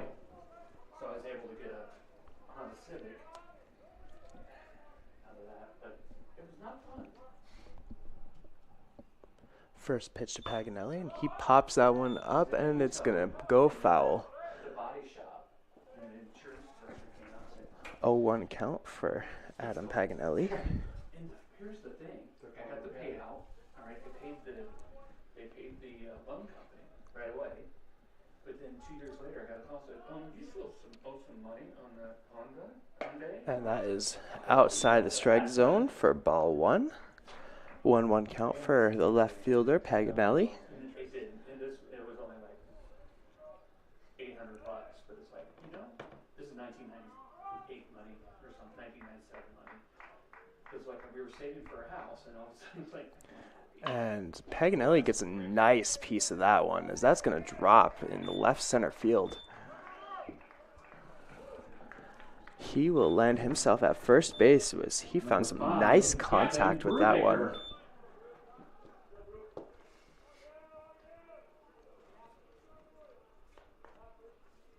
As associate head coach Elliot Kribbe will take a trip to the mound to talk to Robertson, try and give him some words of advice to get this final out and put the Cats back to bat for hopefully a rally in the bottom of the ninth.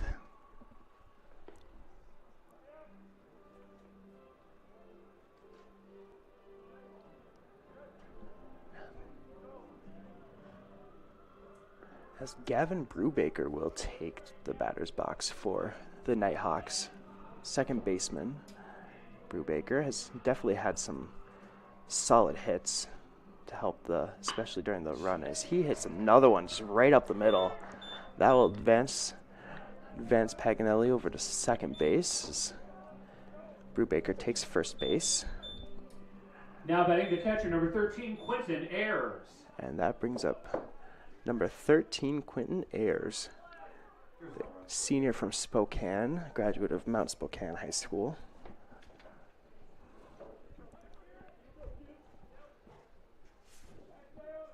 So he took over catching duties earlier this game from Jason Bell. Robertson with the pitch, and that's a nice, gonna drop hit and score at least one. As NNU will increase their lead to 12-8 now and put runners at the corners with 2 outs. That was definitely Number 4, Cole Canyon. all you could have asked for in a first at-bat of the game by Ayers.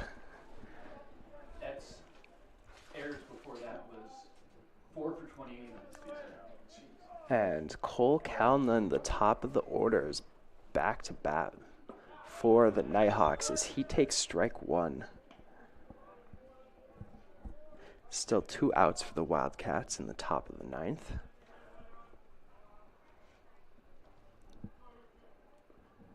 As he gets a nice hit on that, and that's going to score another one. And that will move Ayers over to second base and make it 13-8 now in favor of the 11th ranked Nighthawks. Center fielder Carter Walsh. That brings up Carter Walsh, as this last out just seems to be so elusive for the Wildcats.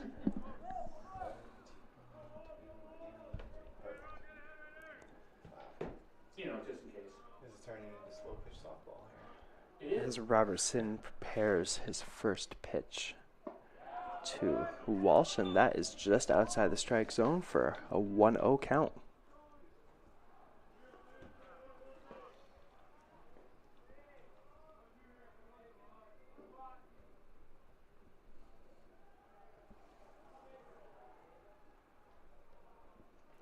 As Walsh swings and fouls that one right into the ground.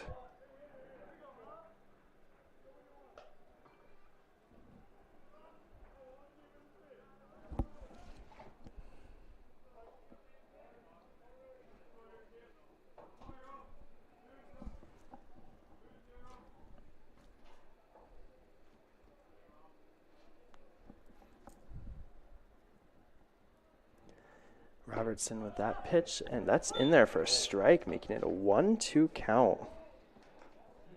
I hope Sharon goes the whole distance, otherwise. Next game's gonna be ugly. Because I don't know who's available. I think it's to everybody. And Walsh just yanks that one foul, making it a 1-2 count, or keeping it a 1-2 count.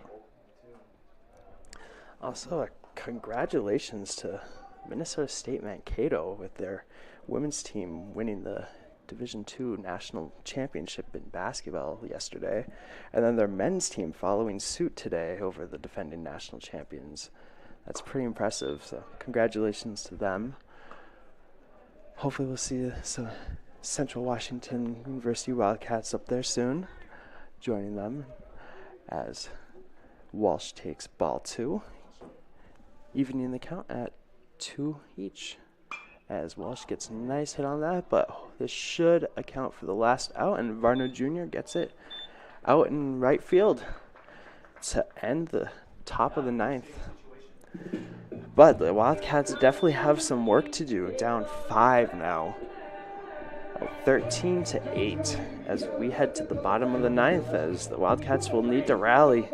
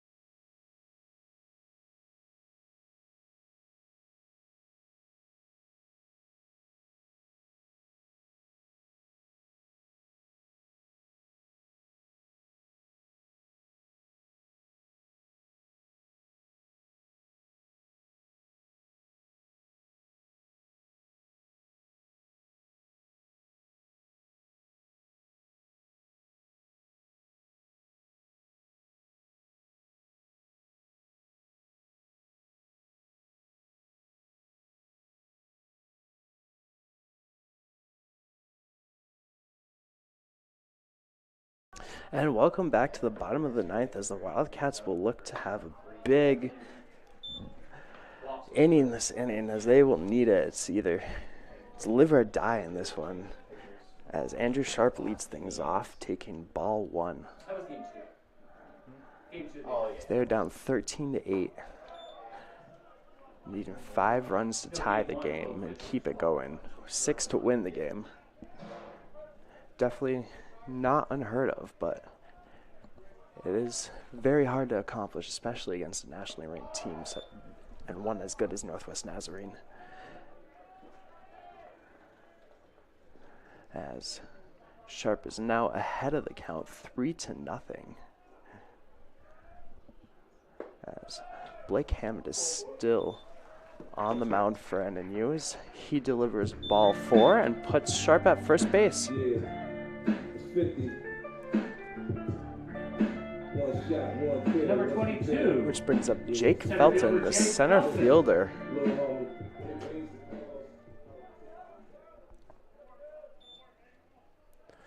Felton, a native of Port Angeles, Washington,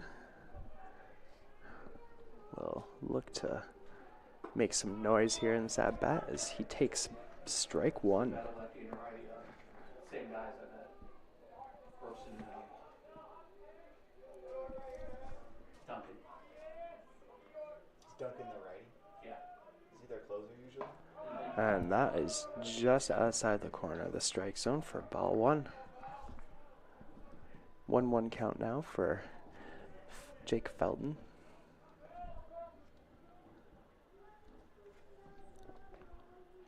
As he gets a nice piece that will,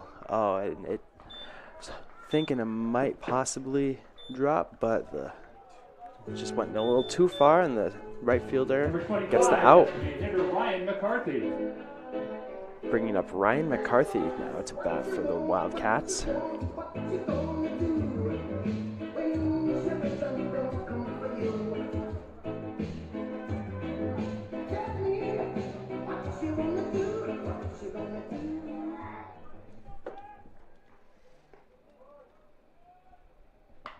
As McCarthy pops that one up, and it does not escape the infield as the first baseman runs in to get the out. Wildcats now down to their final out of the game. 13. And it will be Now batting number 13. number 13, Carter Marlowe, the third baseman who took over for Trenton Love earlier this game. He will look to try and not be the final Wildcat out.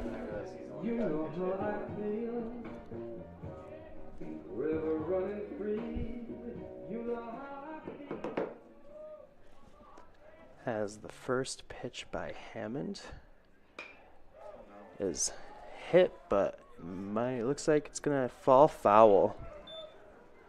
And an update from just over at Tomlinson Stadium, the Wildcat men's rugby team is leading Trinity Western 12-0, 26 minutes into the match.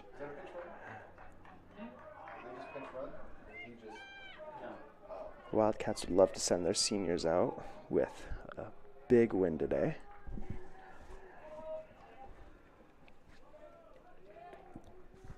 Oh, 1 count for Marlowe as he takes strike 2.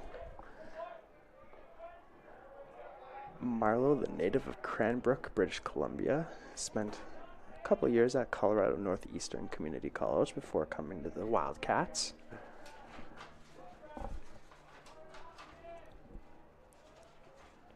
As he got hit on that one, so he will take his base and move Andrew Sharp over to second base. Number 14, Jake Madsen. 2 outs now for the Wildcats here for the Wildcats here in the bottom of the ninth, as Jake Madsen, the Wildcats shortstop, will look to hopefully drive in at least a couple of the base runners currently. So he starts his at-bat with strike 1.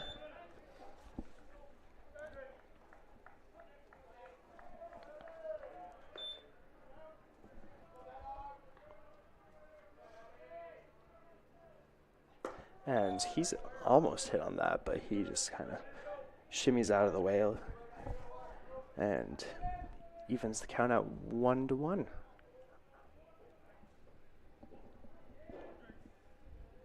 Blake Hammond still on the mound for NNU, as he throws a strike in there to make it a 1-2 count for Jake Madsen.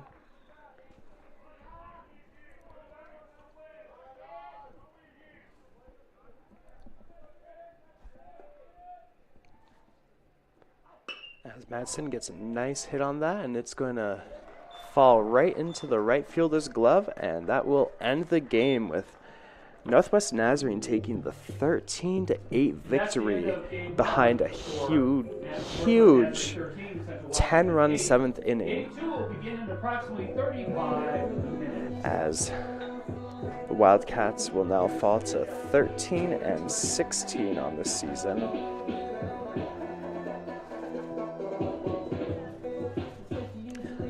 Some stats of note from the game. Baba Varner Jr. finished the game going 3 for 4, while Ben Lead and Jake Felton each finished the game batting 2 for 5. Logan Pierce started the game facing 26 batters, allowing 4 runs and 8 hits, but striking out 4 as well. Aaron Robertson, the closing pitcher for the Wildcats, pitched 2 innings, allowing 3 runs and 2 strikeouts. And we'll be back in action now here in about 30 to 35 minutes with Game 2 of today's doubleheader. Just underway, like I said, about 30 to 35 minutes. So we hope you stick around and stay tuned with us, as we'll be back shortly.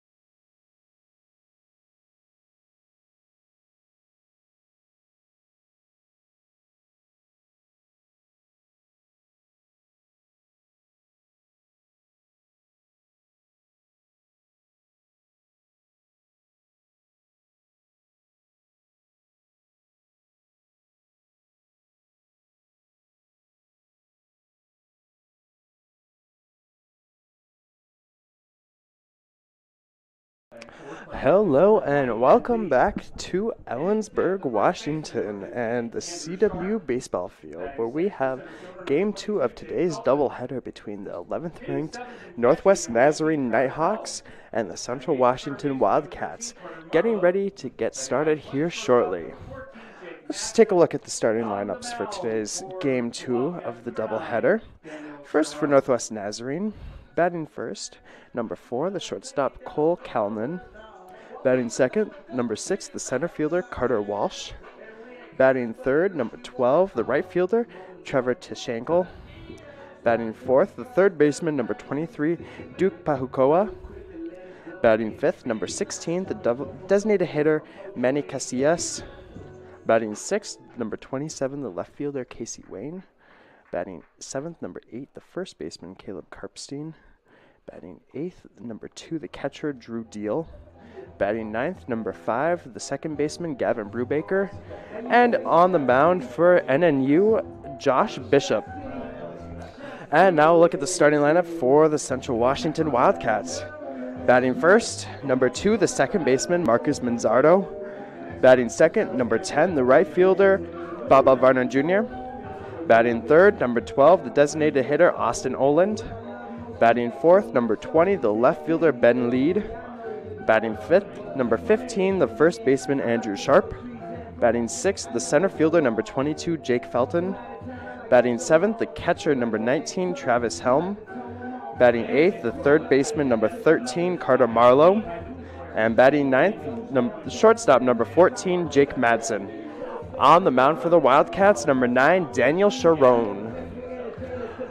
We'll see if the Wildcats are able to take one game of this series, as they're down to the final game of the series, and NNU has gone 3-0 this weekend, so we shall see what Game 4 has in store for us. If it's going to be anything like the first 3, it's going to definitely be full of excitement and thrills and hard hits, and that's exactly what we wanted, a good baseball game.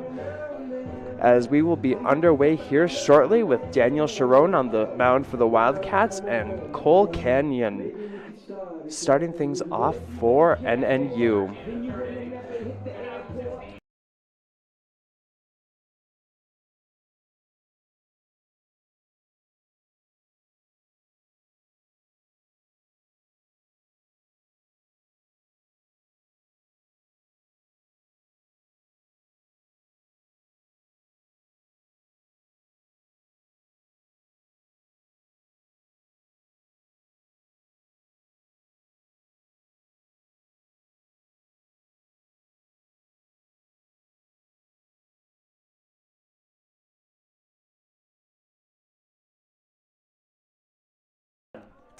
And shortstop Cole Kalman is starting things off for NNU as he takes strike 1 from Daniel Sharon.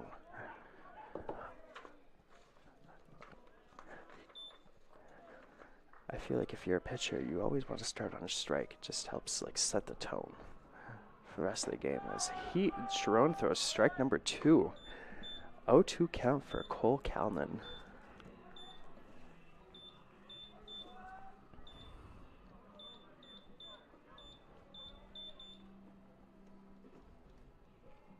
As that one is way outside the strike zone for making it a 1-2 count.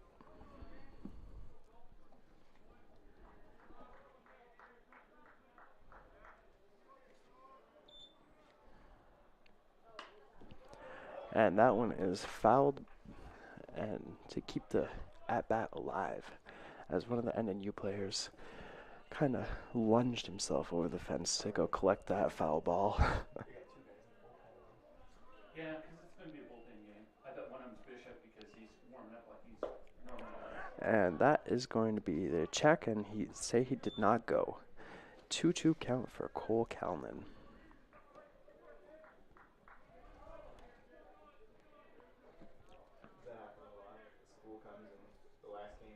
And just swing and a miss from Kalman. A good start to the game for Daniel Sharon as he gets out number 1 via strikeout. That will bring up the center fielder Carter Walsh. And an update from Tomlinson Stadium as the Wildcats are dominating Trinity Western on senior day. 31-7 in the Center fielder, 55th Carter minute. Walsh. Looking good as they head down the stretch of the match.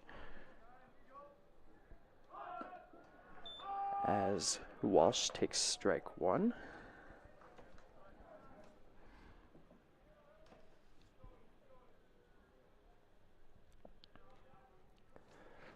Sharon readies pitch number 2 to Walsh. And that is, fouls that one back, making an 0-2 count.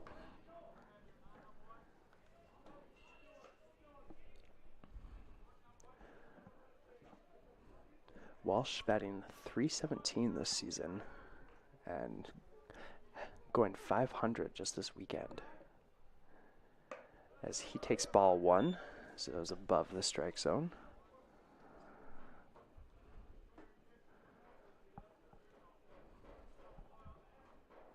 Only 2 home runs for Walsh, but he has a pretty solid on-base percentage at .435.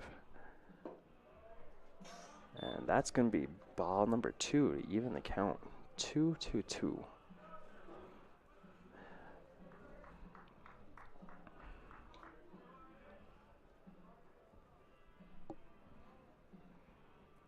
And that's going to be way outside the top corner of the strike zone, bringing us to full count.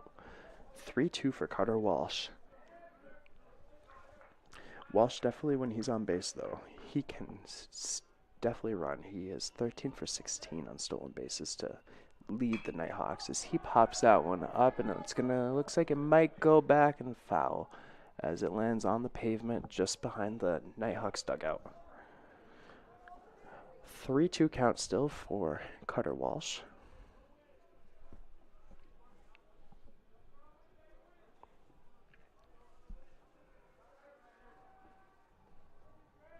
He has drawn a team high 20 walks this season. And he's going to draw his 21st as he takes ball 4. Number 12, right fielder, Trevor That brings up Tischenko. the right fielder, number 12, Trevor Tischenko. Tischenko having 8 home runs on the season and going 300 this weekend so far. With one of those home runs coming during this series. Last game to be exact. He hit it all the way to almost to the softball batting cages. Is that one? The first pitch is outside the zone for ball 1.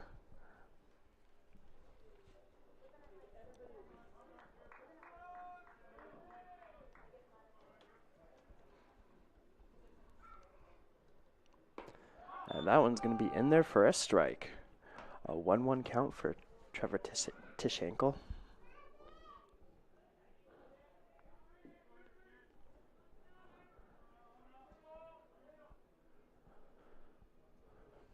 Sharon readies the pitch, and he throws back to first. Keep Walsh on his toes as he successfully makes it back to the bag.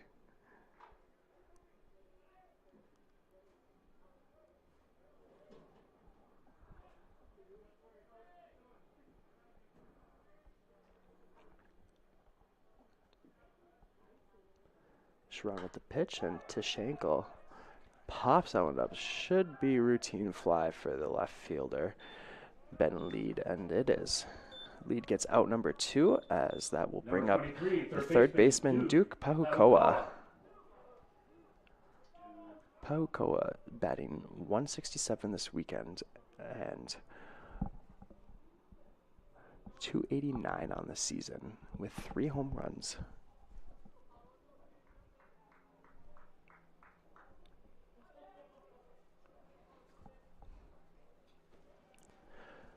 First pitch to Pahukoa, and that's in there for a strike as Walsh goes, and the throw is just wide, and that will allow time for Walsh to make it over to third base as the error advanced him.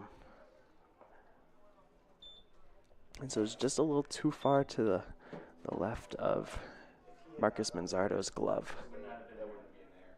It'd just be the steal. And 0-1 count for Duke Pahukoa.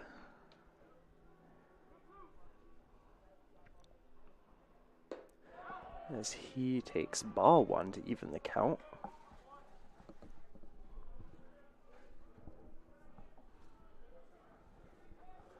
One count for Pahukoa.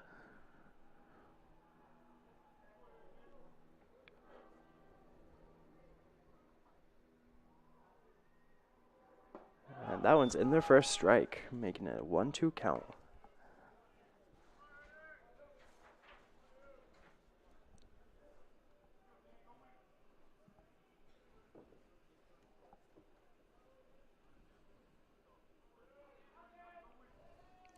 Sharon readies the pitch. And that's down just south of the strike zone for a 2-2 count now. With Walsh on third for the Nighthawks.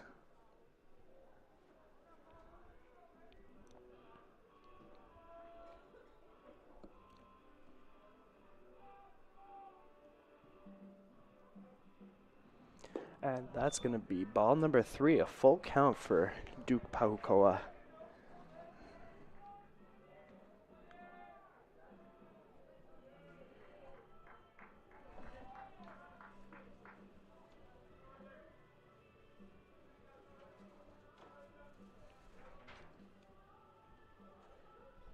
And a big swing and a miss by Pahukoa will end the first inning for the Nighthawks.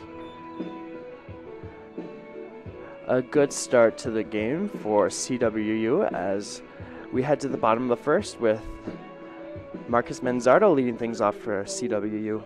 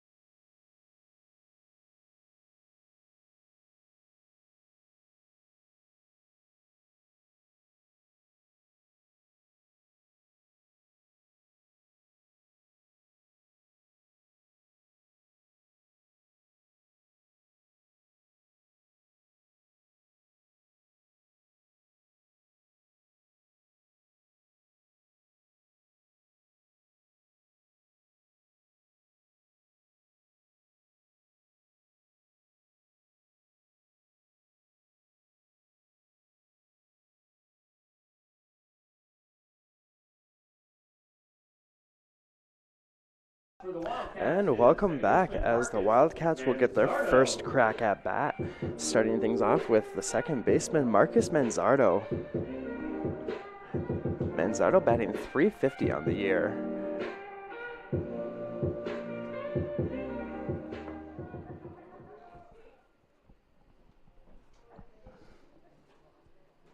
As he takes strike 1 from starting pitcher for the Nighthawks, Josh Bishop. Bishop with a 4.61 ERA through 10 appearances. As he delivers strike 2.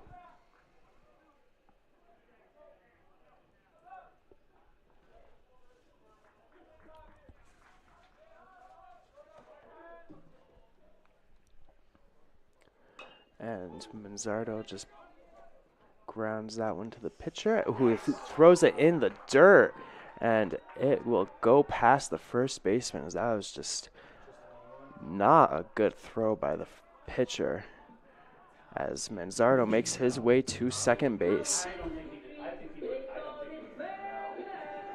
As that will bring up Baba Varner Jr., the right fielder for the Wildcats. Varner Jr. batting .367 this year with 3 home runs.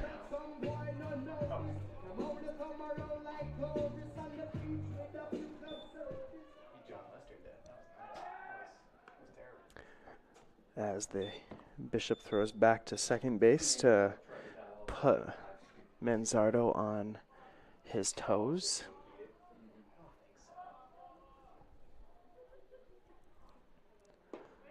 And that's in there for a strike.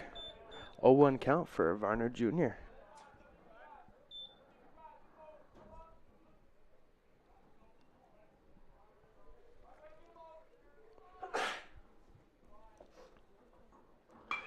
Varner Jr. puts that right through the gap between the shortstop and third baseman, as that will advance Manzardo to third and put Baba at first base.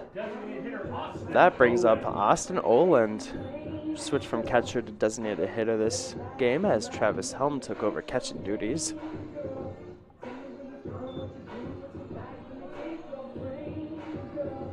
Oland with a .373 batting average on the season and 4 homers to his name. Looking to add to that in this game after having a less than exciting first game. Only reaching on a fielder's choice. As he takes ball 1 with runners at the corners.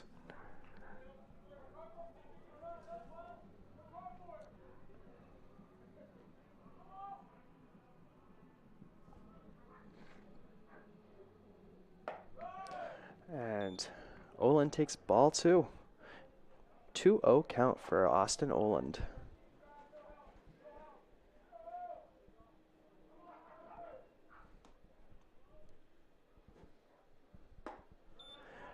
And that's going to be a swing strike. 2-1 count now for Oland.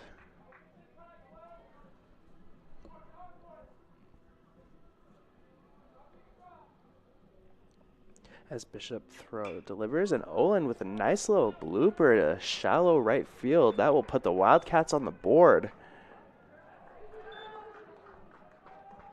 And the right fielder throws, and honestly, it might have beat Varner Jr. to third, but it bounced off the third baseman's glove, and Varner Jr. is safe, and Oland advances to second, bringing up Big Ben Lead, the left fielder for the Wildcats.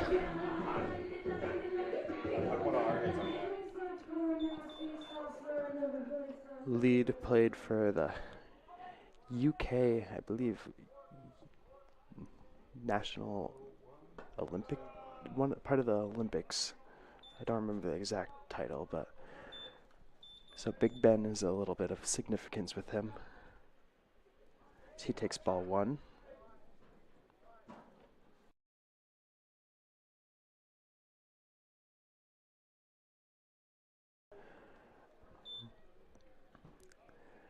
One count now for Lead.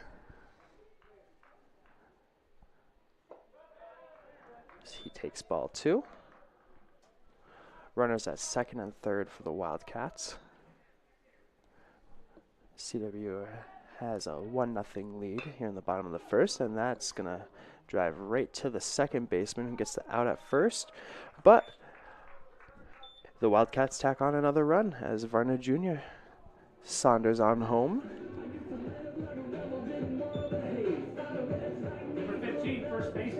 And that will bring up first baseman Andrew Sharp for the Wildcats. 1 out here in the bottom of the first inning, as Oland has found himself at third base.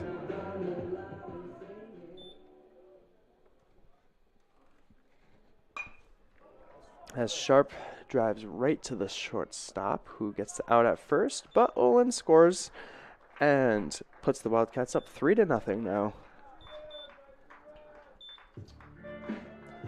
Jake Felton will take his spot in the batter's box. Felton batting .327 on the season.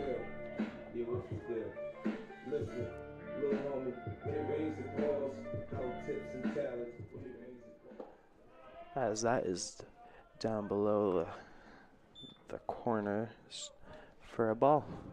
Okay, I'm changing it to hit. In an error. As Felton gets a nice little whack at it, but second baseman's able to corral it and send it over to first base for the out. As that will bring us to the top of the second inning with the Wildcats already up 3-0. But as we saw in the first game, this NNU team is very powerful and can change that within the matter of few at-bats. So stay tuned for some more intense action as we get to the top of the second here in just one moment.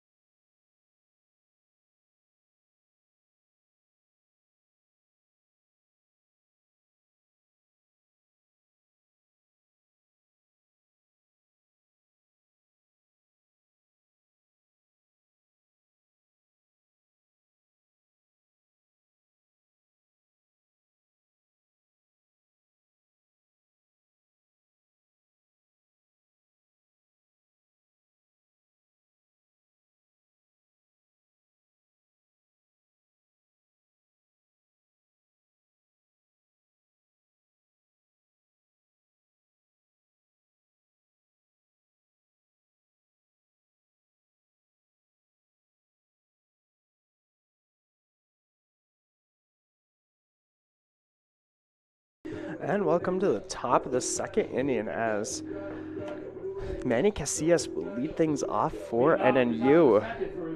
Casillas playing designated hitter today for the Nighthawks and batting .264 on the season with 3 home runs to his name.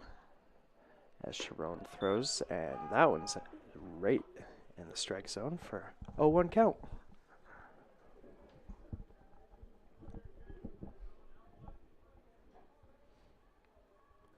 Sharon readies the second pitch to Casillas. And that is just outside the top corner there for ball 1. 1-1 count now for Manny Casillas, the West Covina, California native, as they check to make sure. I think they're calling it a ball. They're saying he did not go. 2-1 count. Casillas played D1 bit ball at Cal State Northridge before coming to NNU as he takes ball 3.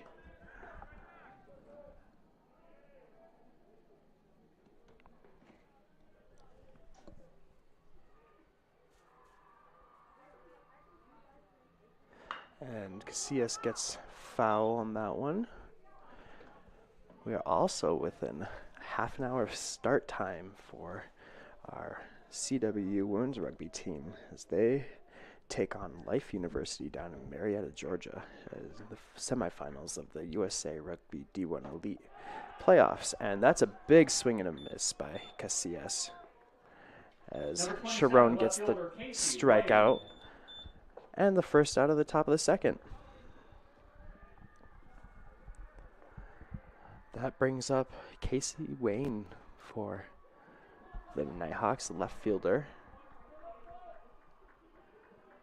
Wayne batting .269 on the season as he takes strike 1.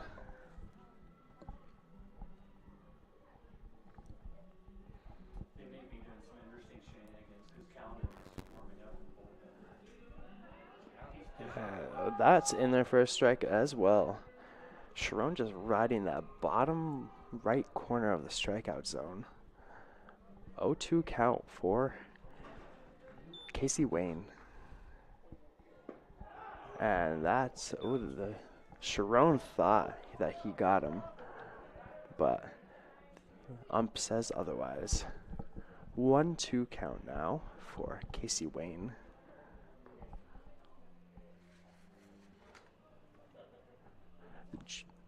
Junior from Phoenix, Arizona, as Sharon gets the strikeout. First baseman Caleb Karpstein. 2 outs now here in the top of the second for Caleb Karpstein, the first baseman. Karpstein batting .250 on the season with 2 home runs. Big swing and a miss by Karpstein on pitch number 1 for an 0-1 count.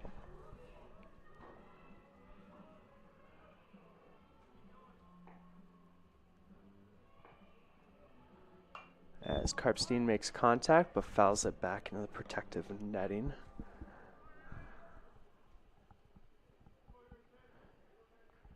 Karpstein, a redshirt sophomore from Bend, Oregon. Graduated from Bend Senior High School. He bloops that one and right to the second baseman, who throws it to first for the out and finishes off the Nighthawks in the top of the second. That will bring us down to the bottom of the second inning with the Wildcats headed back to bat here in just one moment.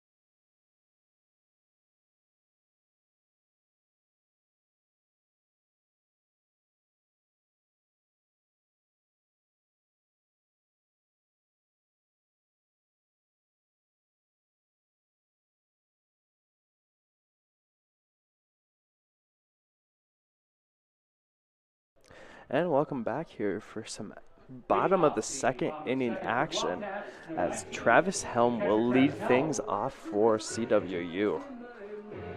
Helm, the playing catcher in this game, has a 114 batting average this season, only 13 games.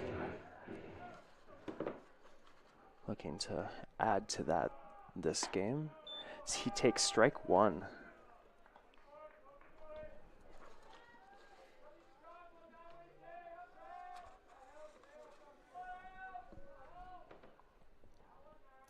Bishop prepares pitch 2 for Helm. So that's going to be outside the strike zone for even the count at 1-1.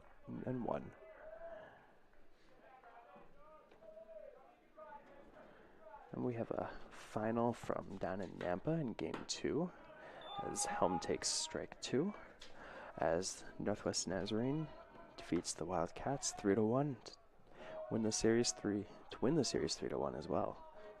After the two teams split yesterday and NNU took the 2-0 victory earlier today as Helm fouls that one back to stay alive, keeping it a 1-2 count.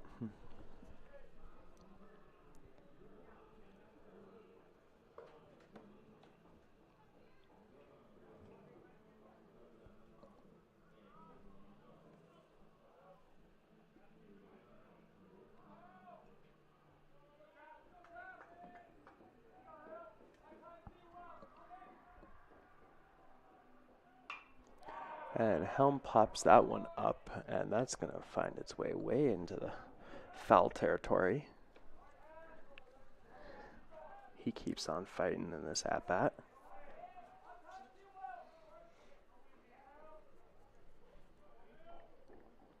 As he takes ball 2 to even the count at 2-2.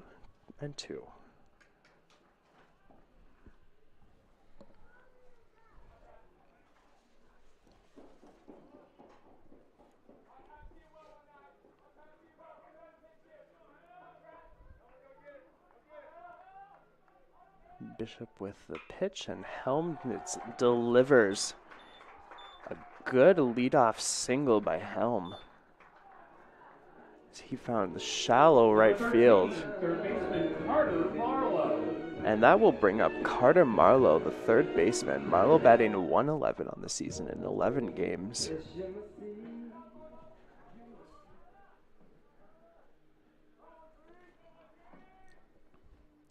As Marlowe shows signs of bunt, but pulls back just in time to draw the ball. 1-0 count for Carter Marlowe.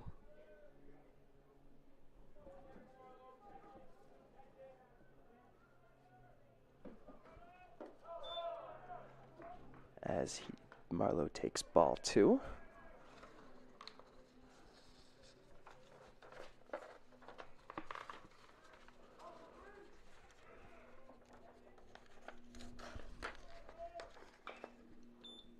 Marlowe fouls that one off to make it a 2-1 count now.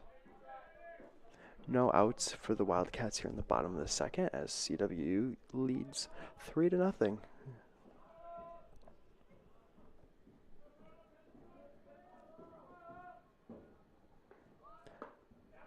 Strike on the attempted bunt by Marlowe.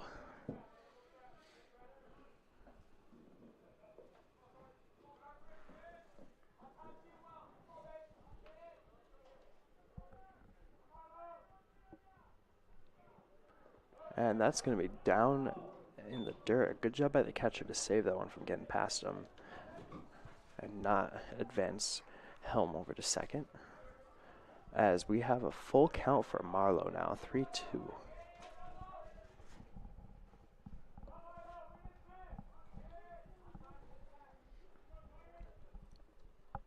And Marlowe stays alive by fouling that one back. Still a full count, full 3-2 count for Carter.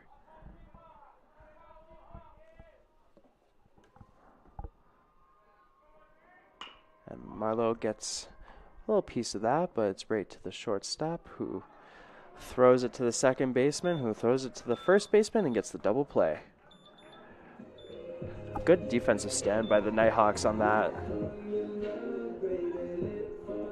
Number 14, shortstop. That will bring us to the 9 hitter, number 14, Jake Madsen. And we have a final over at Tomlinson Stadium as the Wildcats defeat Trinity Western 48-26. As Madsen throws that one, bats that one up, and the center fielder makes a routine play to end the inning. That will bring us to the top of the 3rd inning. Again, a big congratulations to Todd Thornley and his team on the 48-26 victory against Trinity Western. And a big congratulations to the 3 seniors, Calvin Liu Lumaga, Isaiah Samira Saldana, and Cam Nelson on completing their official regular season careers in CW men's rugby uniform. Thankfully, they still got some playoff action ahead of them, but big congratulations to all the guys on the men's rugby team. As we look to the top of the 3rd for some more action, and NNU will start their at-bat here in just one moment.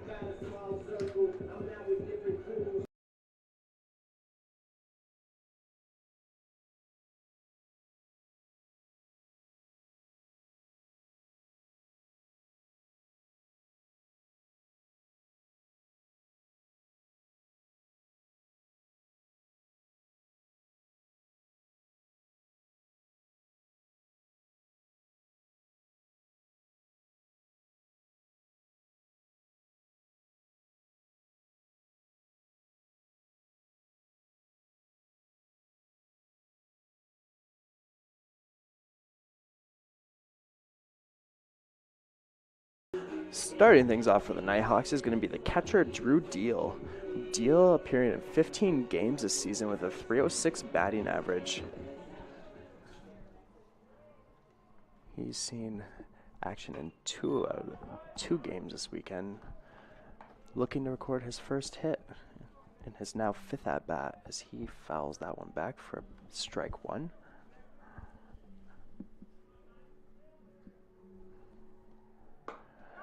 And that one's just outside the top corner there for a 1-1 count for Deal.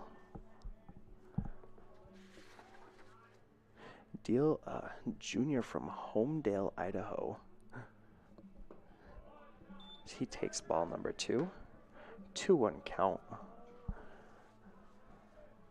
for a Drew deal.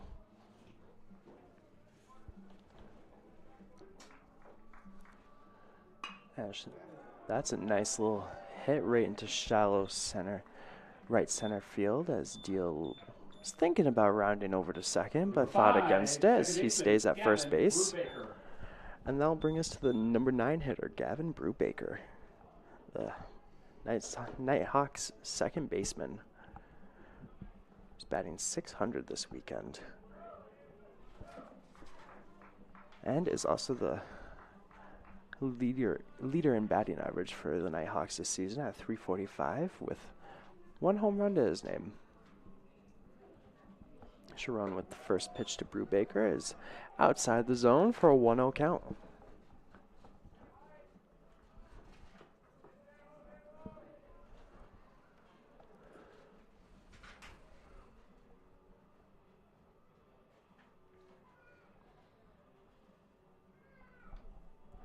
Sharon with the next pitch, and that one's in there for a strike. Just finding that bottom corner for a 1-1 count for Gavin Brubaker.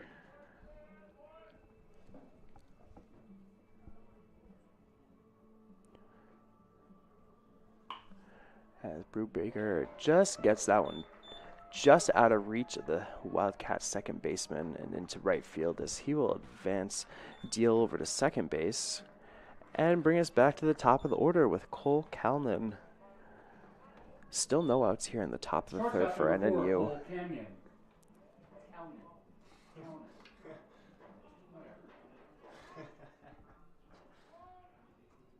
Kalnin, a junior from Snohomish, Washington, a graduate of Archbishop Murphy High School, and went to Lane Community College before joining the Nighthawks roster.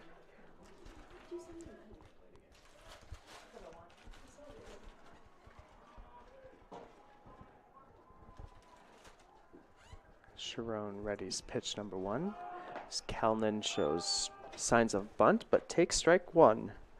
0-1 count for Cole Kalnin.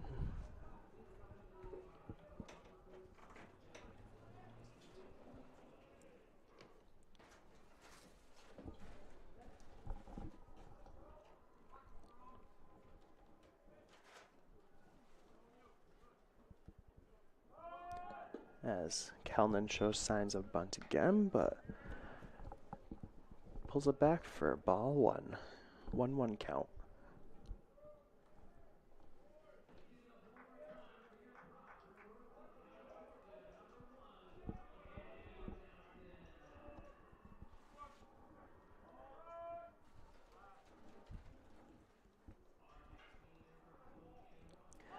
As that's going to be a ball, as that throw was not anywhere close to the Wildcat third baseman, Carter Marlowe, as it was way over his head and goes into left field, as that will score the and guy that was oh. It just makes it 3-1 now in favor of the Wildcats with Brubaker at second for NNU. That was Deal that made his way home. He takes ball 3 for a 3-1 count.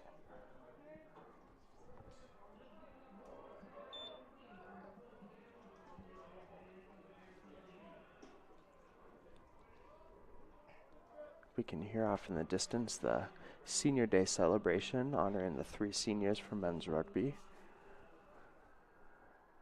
And that's going to be ball 4 as it goes underneath helm and reaches the fencing, advancing the runner to third. Did you call it a pass ball? He's not having a good day. As Wildcat coach Elliot Kribbe will come and have a chat with Sharon and the rest of the infield and help try and corral them into a game plan to try and get out of this inning and not let any more runs go across home plate.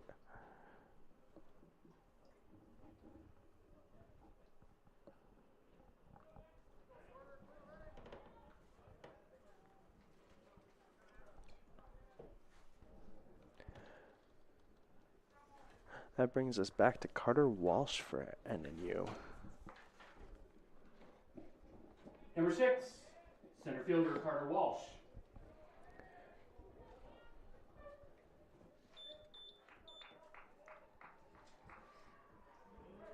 Walsh walked in his first at-bat.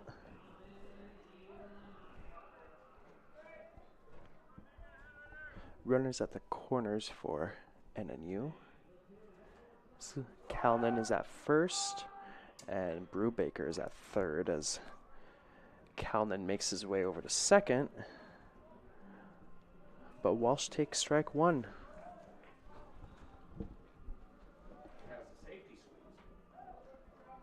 Now runners at second and third for the Nighthawks.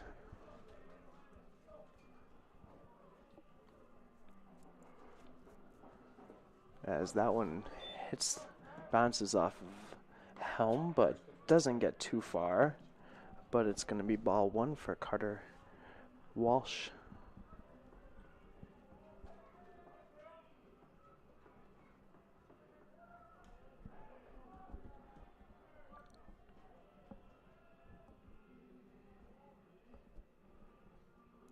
And a big swing and a miss by Walsh will make it a 1-2 count.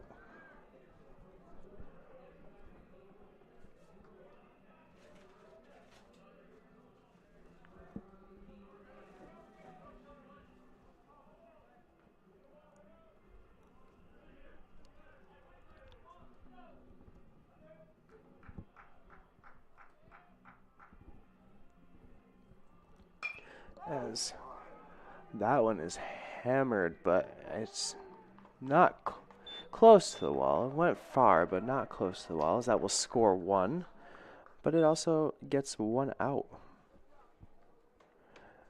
As now Calnan makes his way over to second, as Brubaker scored on that one, sac fly. That brings up 12, Trevor Tishankle.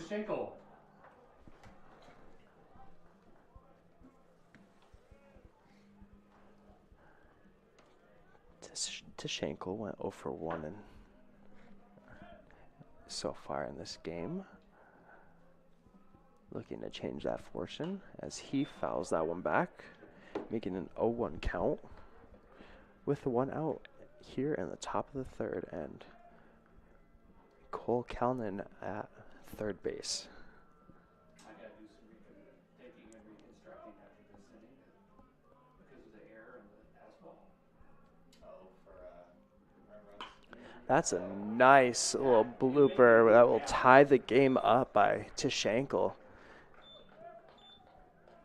A nice little single by Tishankle as he found his way right in a nice little shallow, the gap right in shallow left field, with Ben Lead corralling it and keeping it to only a single. That brings up Duke Pahukoa, the senior from Maui, Hawaii, and the UNLV transfer.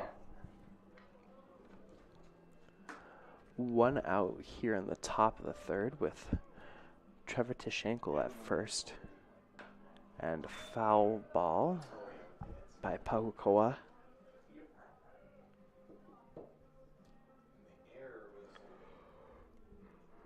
their deal, so Steal in the pass ball, but those runners would have scored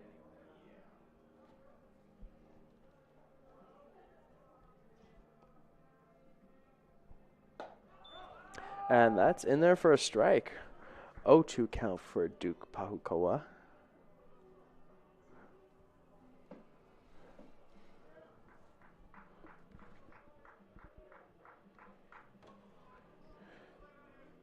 Pahukoa is also 0 for 1 in this game. Looking to change his fortunes for that. And that is ball one for Pahukoa as Tishankle steals second base.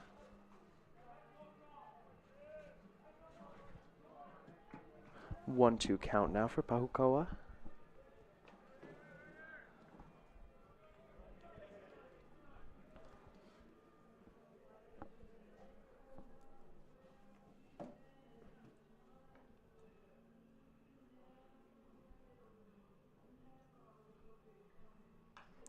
as Pocoa fouls that one back, keeping it a 1-2 count.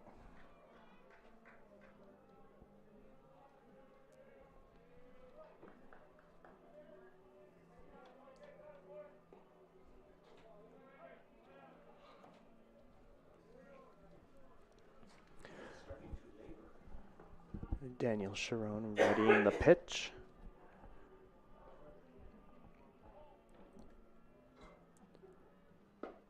As that's going to be a strikeout. Much needed strikeout by Sharon. Designated hitter Brings Manny us Casillas. to 2 outs now in the top of the third. And brings up Manny Casillas, the designated hitter. Casillas with batting .250 on the weekend and also looking for his first hit of the game, going 0 for 1 in his first at-bat.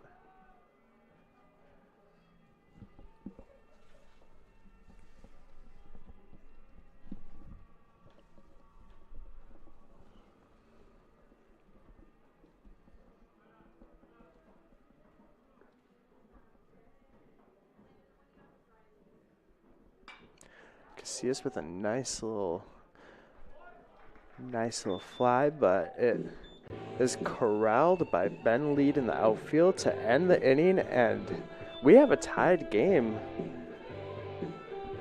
First, the Wildcats open their at-bats with 3 runs, and the Nighthawks have answered here in the top of the third to tie the game at 3 apiece as we head to the bottom of the third inning. More action to come here in just a moment with the Wildcats back to bat.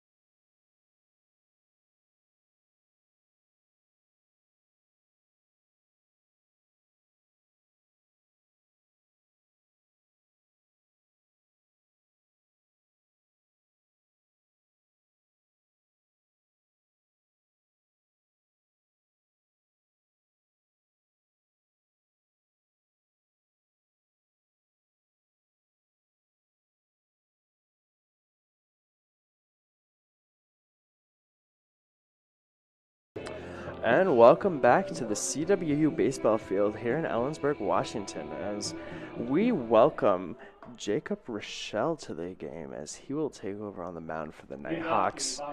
Rochelle with his 3rd appearance of the season and looking to lower his 32.40 ERA. And he will do it first against Marcus Manzardo, the Wildcats' leadoff hitter.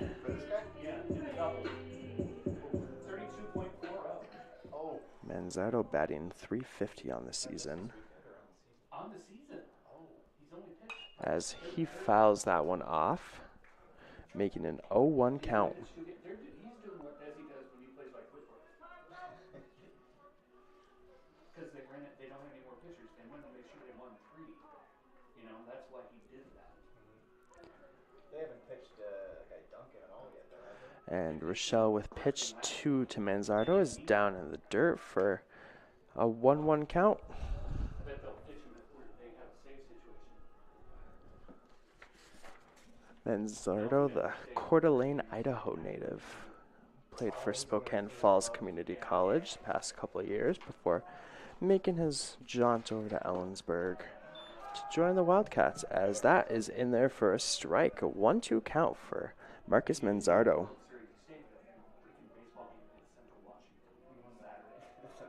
Friday, first game of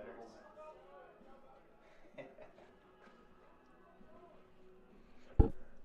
And a big swing and a miss by Manzardo. Also a big strikeout by Rochelle.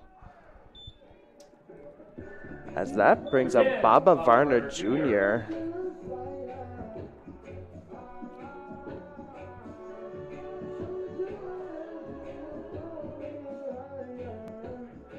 That is Rochelle's first strikeout of the season.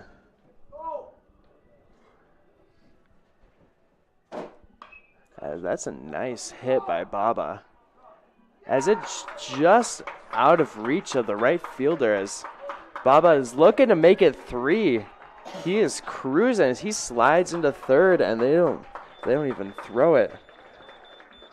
A big hit and a big extra base hit, to be exact, by Baba.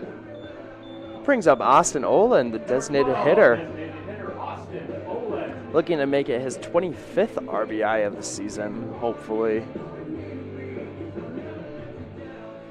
Olin batting .373 on the season with 4 homers.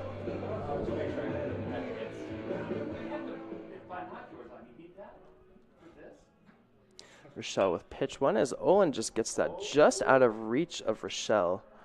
As the shortstop makes the play to first, but it scores Baba, and the Wildcats have the lead again.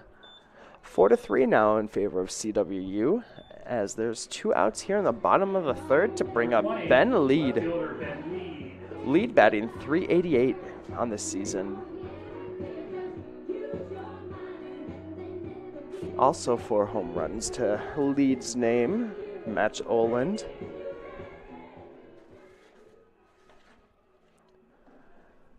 Lead from Corvallis, Oregon, takes strike 1.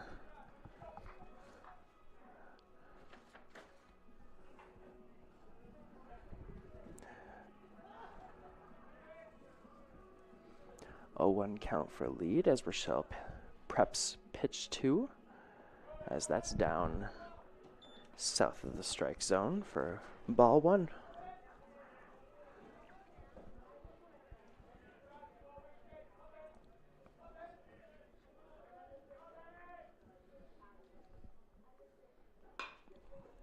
That's a nice hit, and it's going to drop in front of the right fielder as Ben Lead will take his base at first. Number 15. That brings up the first baseman, Andrew Sharp, for the Wildcats. Sharp, the Dayton, Nevada native, has batted .340 on the season and has 3 homers to his name.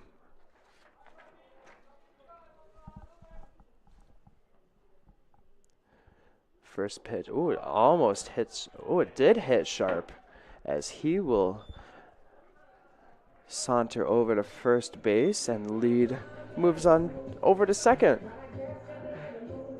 Which brings up Jake Felton, the center fielder, with runners at first and second and 2 outs here in the bottom of the third inning.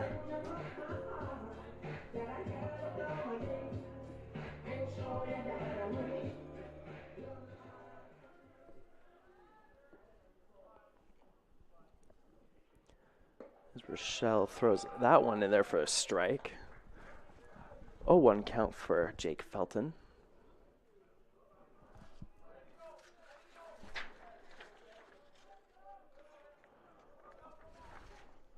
Felton batting .327 this season as he takes ball 1. Still in search of his first home run.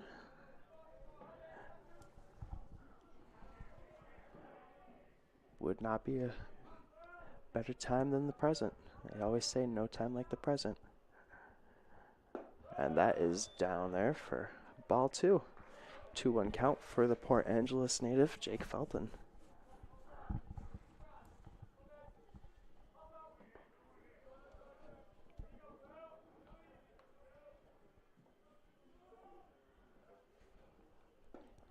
And that's going to be in there for a strike to even the count at 2 balls and 2 strikes. With 2 outs here in the bottom of the 3rd.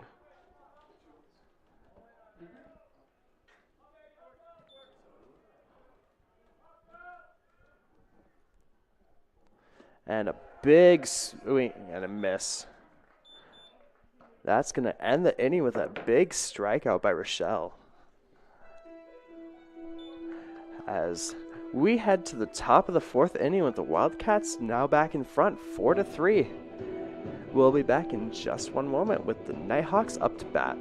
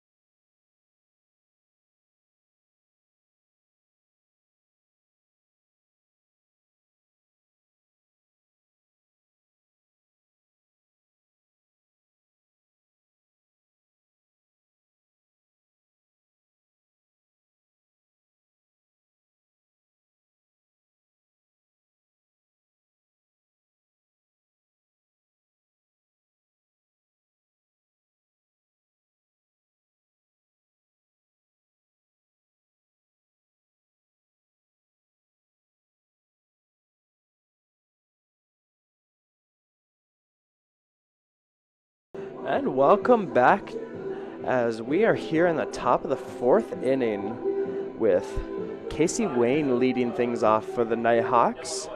The left fielder batting .269 on the season. As he pops that one up, it should be pretty routine for Felton in center field, and he gets the out. 1 pitch, 1 out. Gotta like the start of that. Which brings up Caleb Karpstein. Karpstein looking to build on his .250 batting average and maybe add a 3rd home run to his season this year. As Sharon with the first pitch is just south of the border for ball 1. 1-0 count for Karpstein.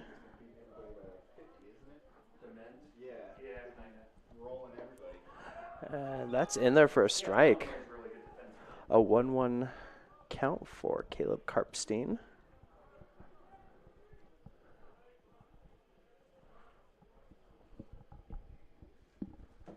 And Karpstein gets some contact, but it's grounded to the second baseman, who just tosses it over to Sharp at first base for the out. 2 outs now to bring up Drew Deal, the catcher for NNU. Deal looking to stay perfect in this game as he already has 1 hit to his name. Looking to make it 2 for 2. First pitch to Deal is just outside the zone for a 1-0 count.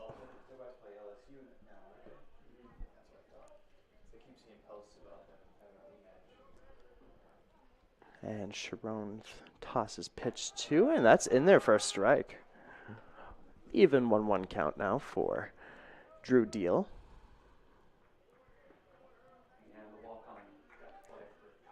Deal with a .306 batting average this season, as he thought almost got hit on that, but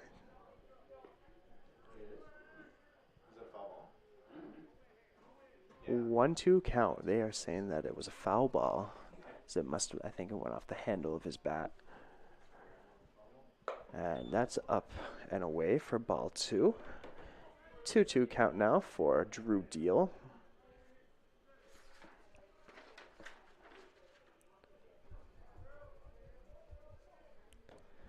Sharon with the pitch, and that one's outside the zone 4. A full 3-2 count now for the junior from Homedale, Idaho, Drew Deal.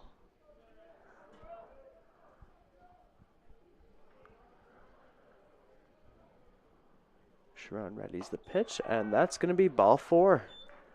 Deal draws the walk. Number 5. And brings Gavin up Brubaker. Gavin Brubaker, the second baseman for the Nighthawks. Brubaker leading the Nighthawks with a .345 batting average this season.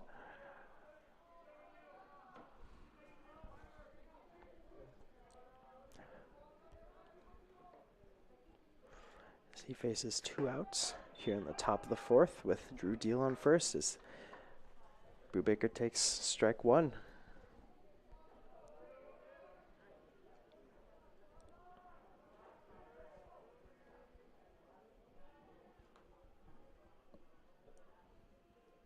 Sharon with the pitch, and Brubaker fouls that one back, making an 0-2 count.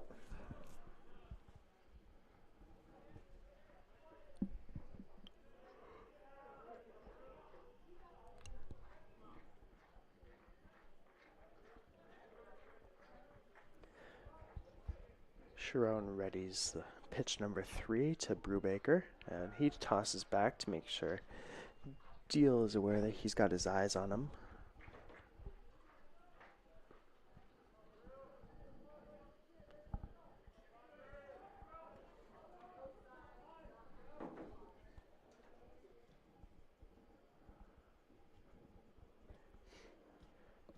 And that's up and outside of the strike zone for ball 1. 1-2 count now for Gavin Brubaker.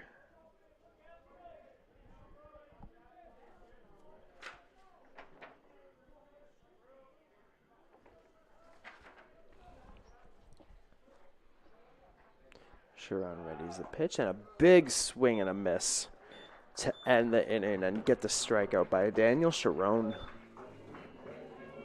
That will bring us to the bottom of the 4th now. So the Wildcats will look to add on to their 4-3 lead as they head to bat here in just one moment.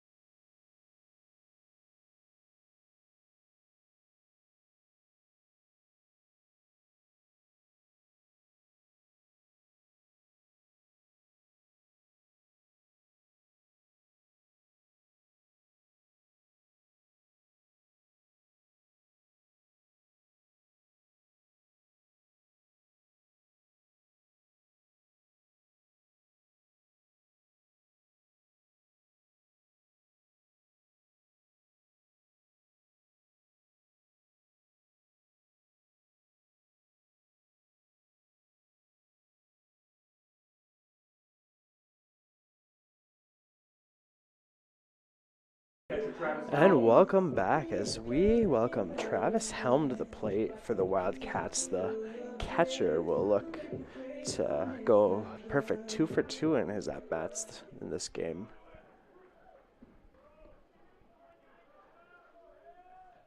As Rochelle first pitch, Helm grounds it to the shortstop, who makes the out at first. Bringing up Carter Marlowe. Jacob Rochelle still on the mound for NNU.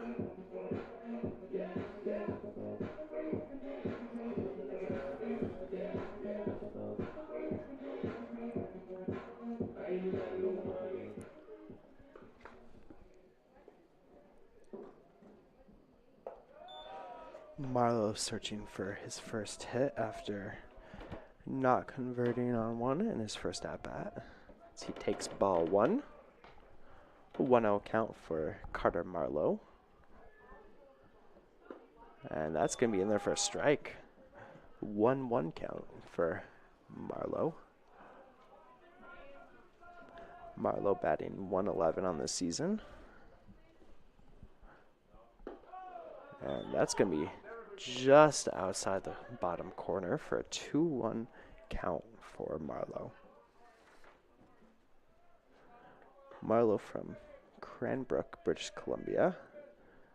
Transferred in from Colorado Northeastern Community College this season. As he takes strike two to even the count at 2-2.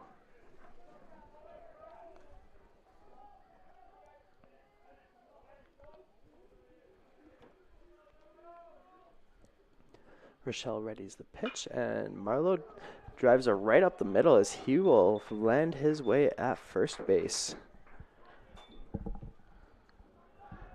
That brings up the number 9 hitter, the shortstop, Jake Madsen. Shortstop, Jake Madsen. Madsen batting .226 on the season with 1 home run.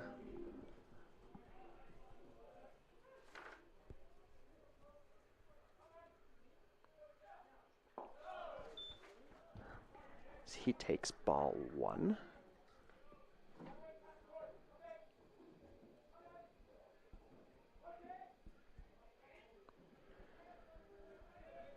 Madsen also looking for his first hit of this game after not managing to make one in the first at-bat.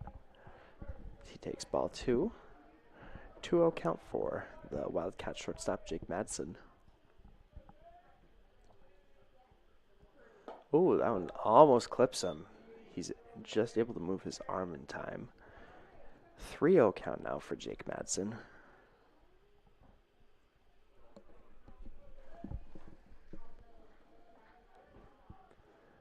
And that one's going to be in there for a strike. Rochelle not letting Madsen make his way to first that easy. 3-1 count for Madsen. And a big swing and a miss by the Feather River College transfer, joining the Cats roster this season.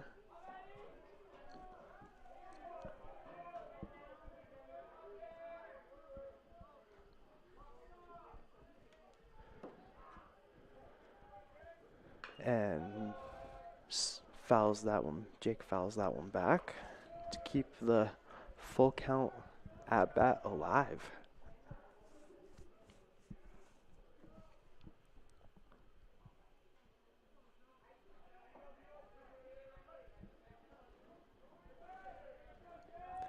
Rochelle readies the pitch. And Madsen gets a high fly out there to center field. Center fielder Carter Walsh makes the easy out. To bring us back to the top of the order with Marcus Manzardo. 2 outs here in the bottom of the 4th inning for Manzardo, as the Nighthawks will have a meeting, and it looks like we're going to have a new pitcher. As Rochelle makes his way to the dugout.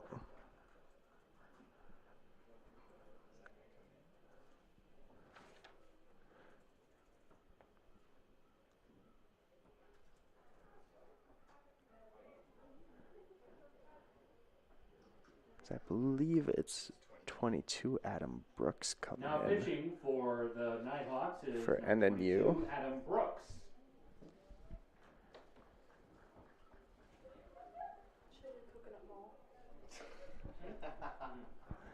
As Brooks will get his warm-up pitches here underway. We'll be back in just a moment.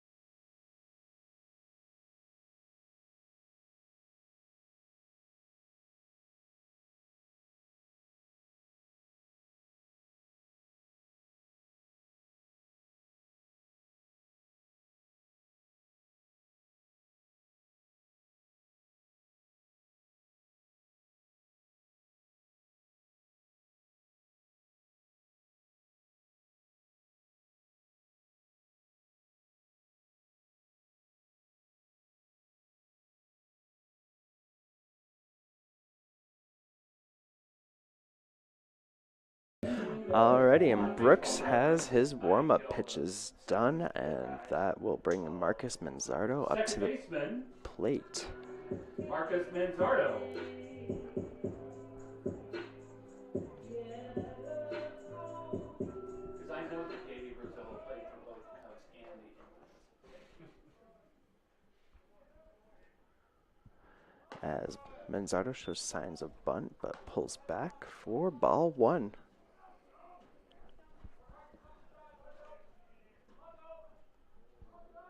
This guy's a freshman too. Pitcher.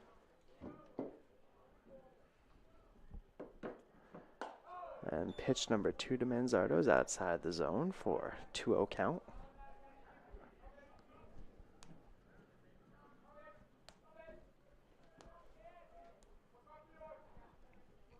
I did like the SNL skit with, on the dystopian Mario Kart. And pitch number 3 Is that new? will be ball number 3. With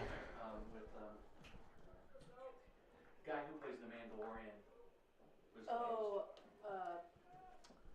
yeah, Pedro Pascal. he was Mario and someone else was Luigi. And that is going to be ball 4 as Manzardo makes his way over to first. Dystopian Mario. And Carter Marlowe moves his way over to second. Baba Varner Jr. And Baba Varner Jr. will head to the plate. Had a big hit in his last at-bat, a triple, to help give the Cats the lead.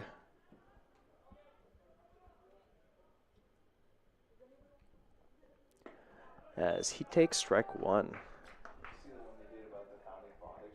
Yeah. 0-1 count for Baba. A little kicky.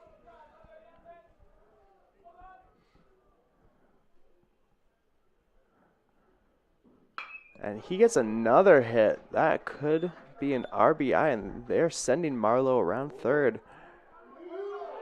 And he's going to be safe. Another big hit by Baba as he increases the Wildcats' lead to 5-3 now. Designated hitter Austin. Oh, Definitely close. The right fielder threw that and someone else. Okay. almost got Marlowe. Oh, it might be 4. And the 4 was the one that warmed up earlier. Nighthawks are having a meeting on the mound. And it looks like they got their papers out to make another switch as Brooks will depart back to the mound, or back to the dugout. And Cole Calnan will take over pitching duties for NNU. Calnan was the shortstop as 19 Kyler Saunders, it looks like, will join the infield crew. 4 was playing shortstop, I Yeah. believe. But they might have. Moving to pitcher from As- shortstop is number 4, Cole Kalman. Calnan will get his warm-up pitches in. And we'll be back in just one moment. 5 seconds.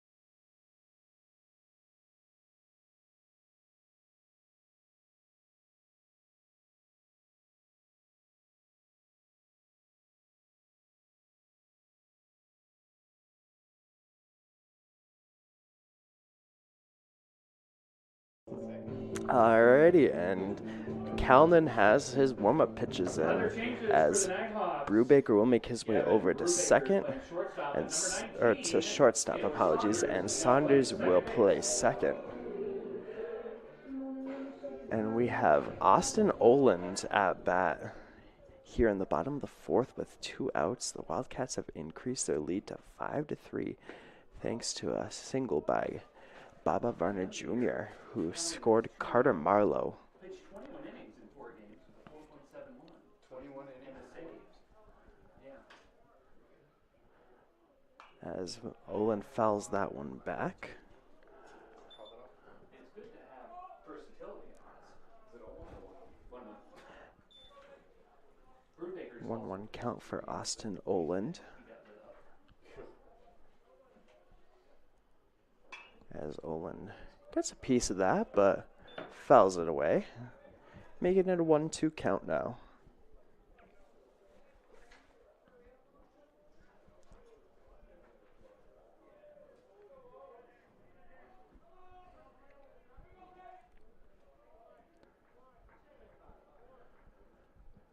That's going to be way outside the zone, evening up the count at 2-2.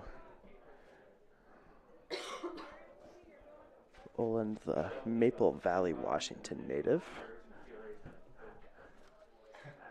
Been with the Wildcats for a handful of years now, his whole collegiate career. From Lafayette High School as he fouls that one back, keeping it a 2-2 count.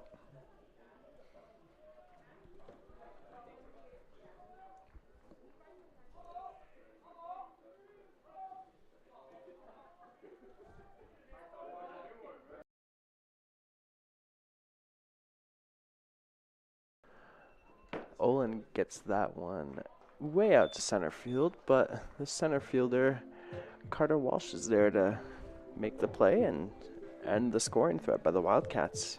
But not after the Wildcats steal one more and make it a 5-3 game, heading to the top of the 5th inning. We'll be back when the Nighthawks are getting ready to hit in the batter's box.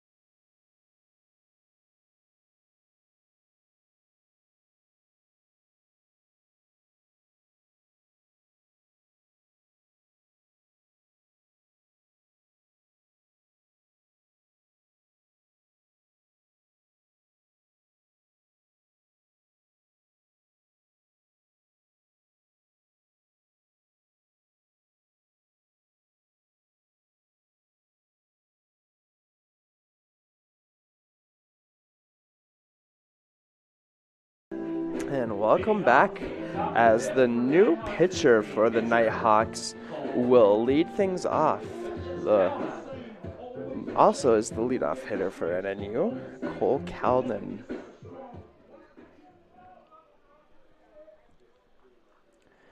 Sharon still on the mound for the Wildcats as he delivers strike 1 to Calnan. 74.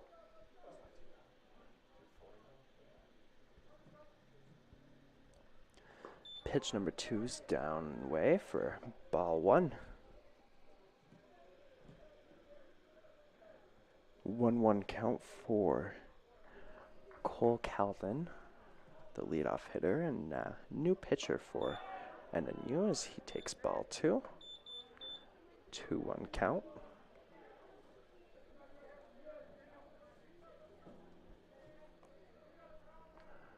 Sharon readies pitch number 3. And Calvin gets a nice piece of that. That one is gone. That one's over the scoreboard and out of here. What a big hit by Calvin. His first home run of the year. definitely will help with the Nighthawks as they are only down 1 now, 5-4.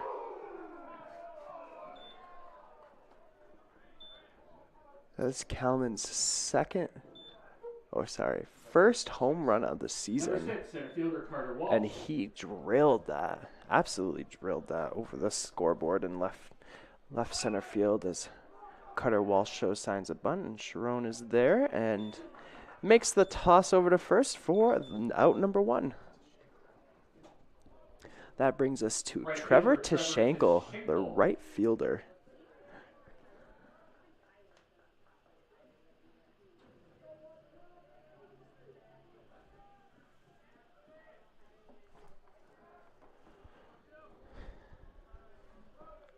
Five-4 game now in the top of the 5th inning as Tishankle pops that one foul.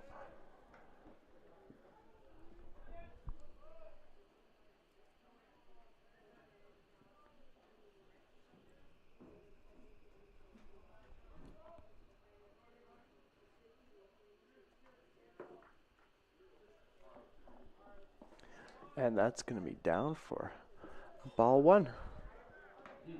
1-1 count for Trevor Tishankle.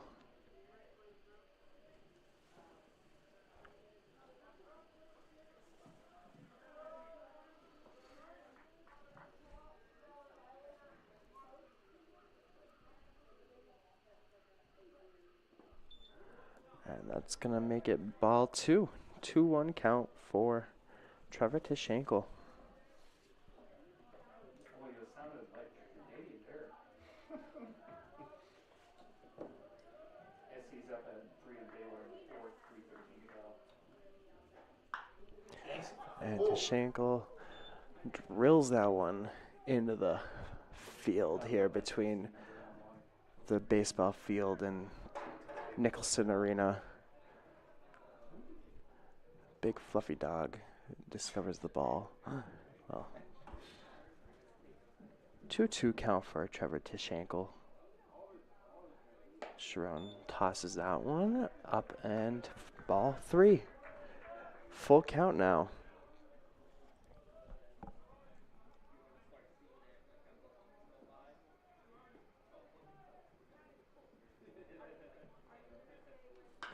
Tishankle gets a piece of that one. It should be pretty routine out in center field for Fallon, and he is under it for out number 2. Third baseman Duke Pahukoa. 2 outs now for the third baseman, Duke Pahukoa. Lost once to Creighton. Creighton's good.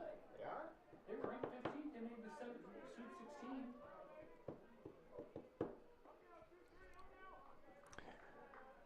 Sharon readies pitch number 1 to Pahukoa, Third. and that is just outside the top corner for the strike zone, making it ball 1. Is that the only team that's beat you? Pahukoa is 0 for 2 in this game, looking for his first hit. He takes ball 2. 2-0 count now for Duke Pahukoa. They lost to Seton Hall. And Sharon readies pitch number 3, and that's also a ball. 3-0 count now for Pahukoa. I've been having some great music while the other teams switching pitchers. As Sharon Coconut Mall, readies a pitch, but it was a remix. and that's going to be in there for a strike. Sharon not letting him make his way over first easy. They lost to Home Creighton, Depot Seton on Hall, the and weekend Kansas. because it was only 35 Two cents. conference games. 3-1. 3-1 now is the count. As Pahukoa grounds that one to the third baseman, who throws it to first for the out. That's Carter Marlowe at third base. And that will end the top of the 5th for NNU as we head to the bottom of 5 with CWU leading 5-4.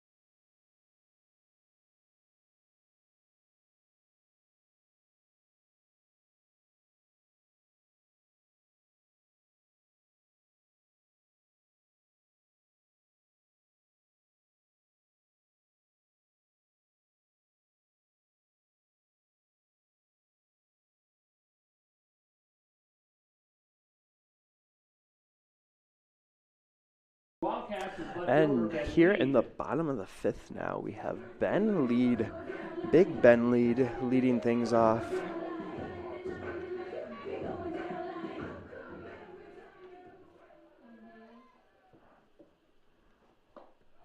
As he takes ball 1 Well, he missed his from 10-run inning. Cole Calnan. And now their shortstop is pitching because they're doing a bullpen game. And that's in there for a strike. 1-1 count now So for like Little League. Ben Lead. You go over there. You go over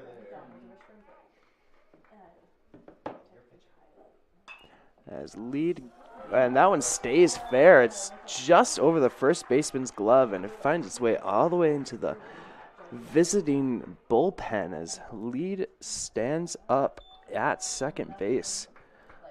Solid start to the bottom of the 5th inning for CWU as we welcome Andrew Sharp to the batter's box for the Wildcats.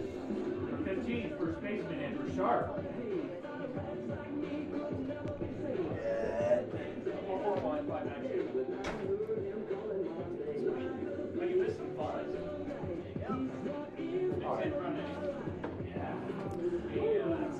Sharp batting .340 on the season. Now their shortstop is pitching. They're doing a bullpen game. Looking for his first hit in this one after drawing a walk. The best part, he had a home run last inning. And then he hit a home run. Their Well, shortstop did? He went over the And fouls that one off. first home run of the year. Well, he's our leadoff hitter. Is he? You're paying attention too. My God. As Sharp gets a nice piece of that, but it's it's gonna drop.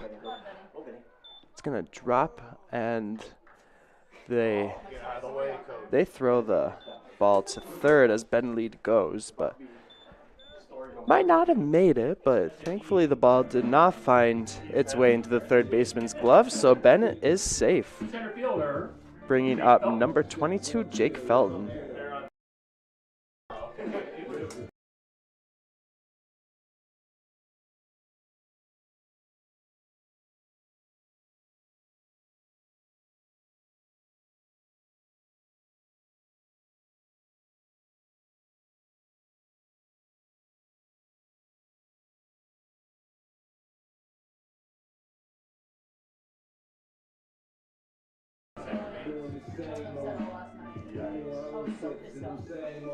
Runners on the corners now with still no outs for Jake Felton, the center fielder for the Wildcats. As Calnan prepares for pitch number 1. That's going to be in there for a strike. Calnan throws with kind of like a frisbee, like tossing a frisbee. It's that's his pitching style.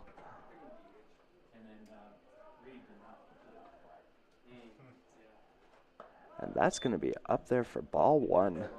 1-1 count now for Felton. And they had a pinch hitter for a catcher. And then a runner for the pinch hitter. And a pinch hitter for the And that's going to be ball 2 as that one was out just off the corner, the top corner of the strike zone. Well, I mean, it's a college baseball has like 400 for us. And that's going to be in right field. A big hit by Felton will score Ben Lead and make it a 6-4 game now for CWU. And runners still on the corners, no outs. Brings up 19. Travis Helm. Catch Travis Helm. For 2 guys trying to steal, he airmailed both of them. Oh no. And had a fastball. I'm catching this game. Yeah. Yeah, so I feel like 4 is just too much. Calnan pairs pitch 1, which is just riding this bottom corner for strike 1. they've stolen 5 bases. 2 of them were by Arizona. When you double steal, does the trail runner also get the steal? And that's a Nice contact by Helm, but center fielder's going to be underneath it for out number 1 of the inning, and the runners will advance.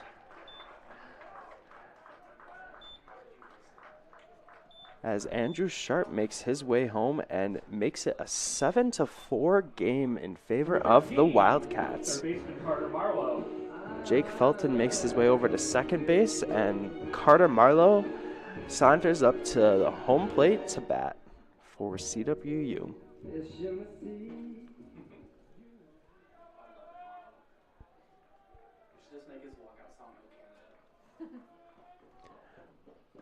And that's in there for a strike for number 1, or first pitch to Marlowe.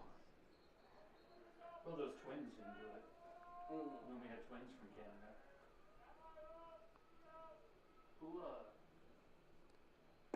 Canada. And that's in there for a strike, a 2. 0-2 count now for Carter Marlowe. Yeah, one of them got hit like 4 times in the game against us in a doubleheader. And Carter makes nice contact, but it's just a little pop-up. And the second baseman's underneath it for out number 2. That'll bring us to Jake Madsen, the number 9 hitter for CWU, with Jake Felton at second base and 2 outs in the bottom of the 5th inning. CWU is up 7-4 on the Nighthawks. And that's in there for strike 1. Calnan making his way over to pitch after starting the game as the shortstop. Brought on Kyler Saunders to take over second base, as that's going to be strike 2 on Madsen. It might be long. Because I have a friend who's Val and her last name's pretty impossible to spell. And that's going to be just outside the corner for ball 1. 1-2 count for Jake Madsen.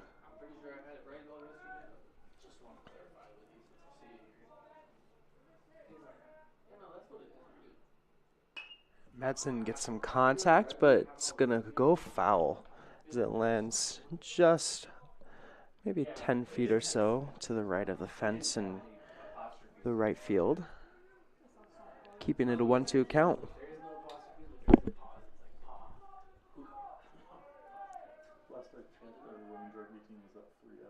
Really? And that's going to be Jake Madsen just grounds that one to the second baseman, who gets the easy out at first and ends the bottom of the 5th for the Wildcats. But CWU adds 2 more runs, making it a 7-4 game now for in favor of CWU. So we head to the top of the 6th here in just one moment.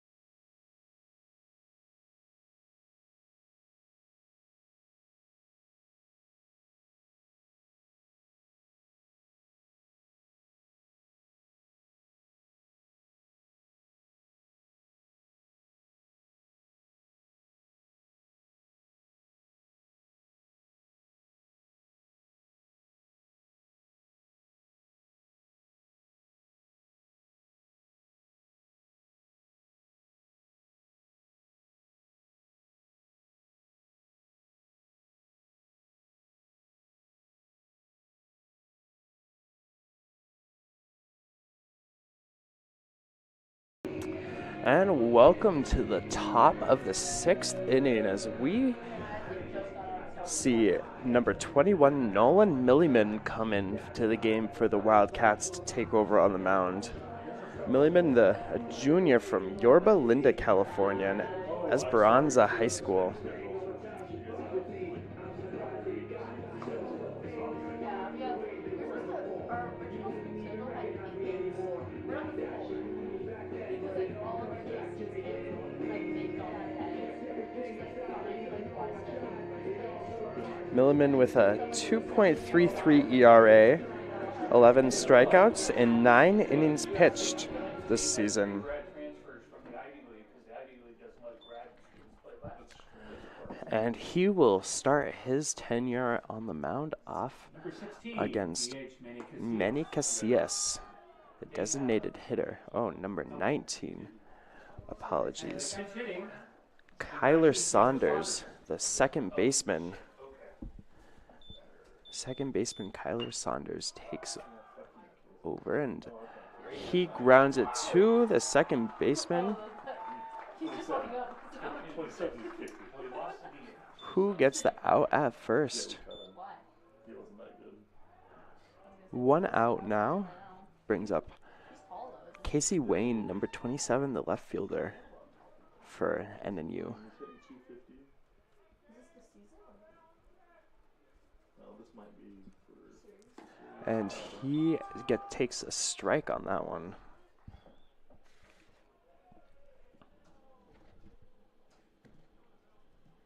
Is that a 4-3? Yes. And that's going to be ball number 1. Changing.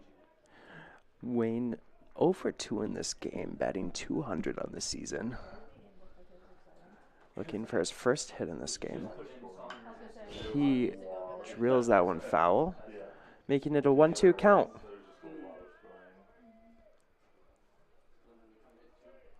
Yeah, because I guess they lost the Did I see DH when Isaiah's out? when the shortstop came in. Yeah, he's been on crutches for the past 2 weeks. But I didn't know they would. And Casey, just big bounce after it hits the ground. But it doesn't take long enough in the air where the Wildcats can't make the out. And it's now 2 outs for Caleb Karpstein. It's a long game. That they had to put in a special rule for what's his name? The 8 million billion. Karpstein also looking for his first hit of the game as he takes strike 1. As he is currently 0 for 2. Because he's pitching and DHing, he's both technically. Milliman with pitch number 2, and that's going to be just ride the top outside of the corner, making it a 1-1 count for Karpstein. When you lose the DH, when the pitcher bats, you lose the DH. But they put in a rule so he stays in. Big swing and a miss by Karpstein. Puts him behind in the count, 1-2. No, they have 9 batters. You're adding a player into the lineup, Yeah. and you can't do that in the middle of the game. Milliman You can take away prepares the pitch, and big strikeout by Milliman to end the top of the 6th inning. Milliman comes in and takes care of business as we head to the bottom of the 6th inning with the Wildcats on top 7-4.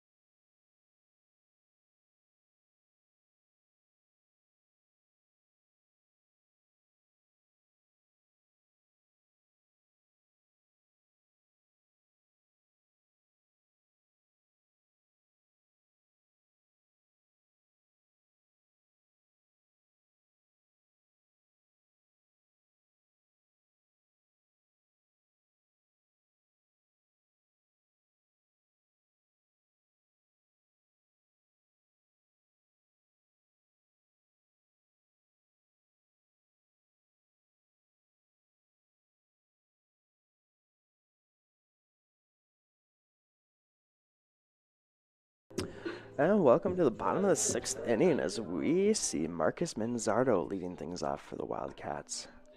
Manzardo takes strike number 1. Manzardo also the leadoff hitter for the Wildcats. Don't get me started. It was all because the American League had Manzardo takes strike number 2. Today in this game, Manzardo's 1 for 2 and it has a .352 batting average on the season.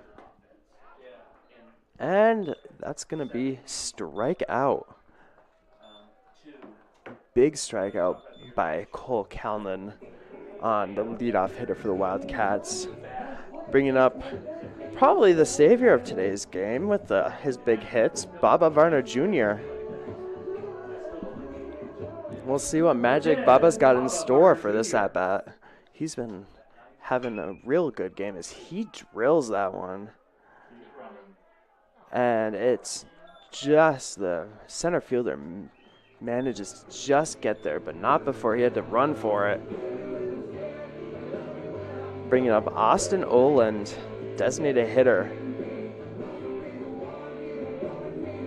Oland is 1 for 3 in this game and batting .372 on the season.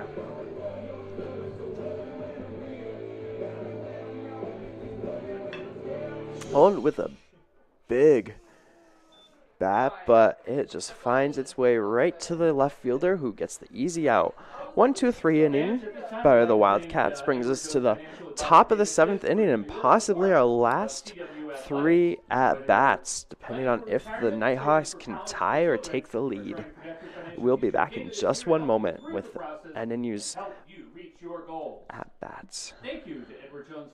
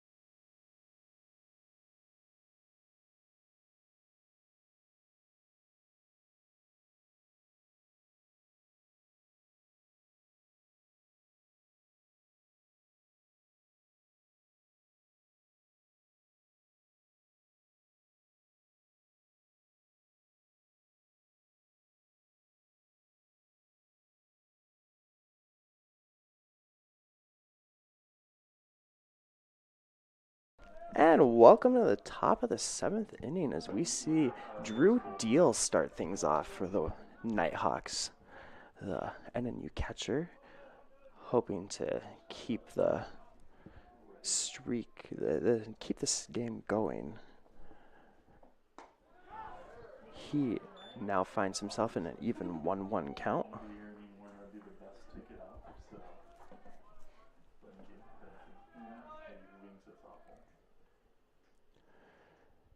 Milliman looking for another 1-2-3 inning to hopefully just end the game. But there's a reason that Northwest Nazarene is ranked. They are very good. And Deal gets a nice little grounder to the Manzardo at second, who throws it to Sharp at first for out number 1. The Nighthawks down to their final 2 outs now as we see the NNU number 9 hitter, Gavin Brubaker. I feel like if you are looking for somebody to start a run, it would be your best hitter, but he just grounds it to the third baseman, Carter Marlowe, who throws it to Sharp at first for out number 2. And just like that, the Nighthawks are down to their final out of the Number 4 game. pitcher, Cole Calnan. He's one of our Canadians.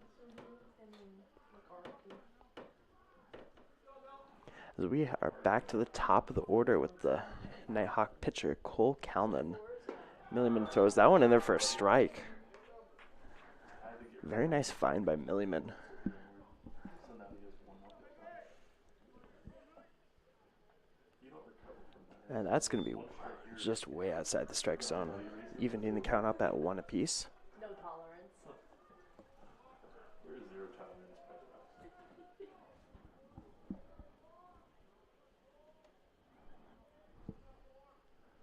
And, ooh, Milliman almost drills him.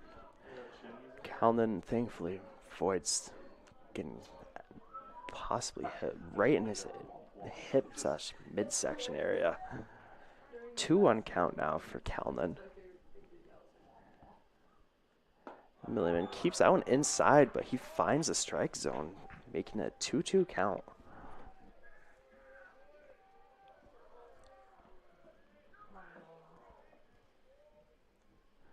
Milliman gets ready to deliver, and Calnan right into Milliman's glove, who tosses it over to first, sharp at first, and just like that, the Cats win. Cats avoid the sweep and take game 2 today, 7-4. Saturday, April 13th for doubleheader against Western Oregon. Some notable stats from the game. Ben Lead going 2 for 3 on the day, with Baba Varner Jr. 3 for 4. Austin Olin, though, led the Wildcats with 2 RBIs, while Varner Jr., Ben Lead, Andrew Sharp, Jake Felton, and Travis Helm all finished with 1 RBI apiece. Daniel Sharon pitched 5 innings for the Wildcats, allowing 4 runs, but getting 6 strikeouts, while Nolan Milliman pitched the final 2 innings, getting 1 strikeout in those 2 innings. And with that, we will look to the future and see that the Wildcats will be on the road next week as they head to St. Martin's for a 4-game series to try and build off the momentum of this second game today, as they swept the Saints in Ellensburg earlier this season to open GNAC play, and will hopefully try and do that again, this time in Lacey.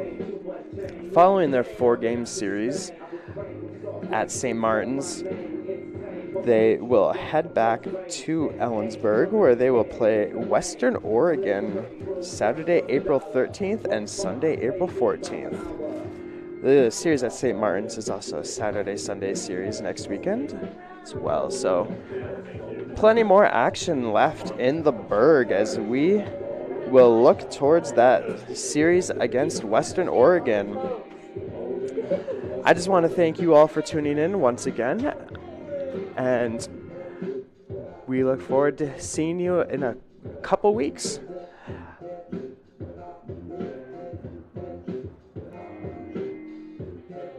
Again, the Wildcats win game 2, 7-4, after falling in game 1, 13-8.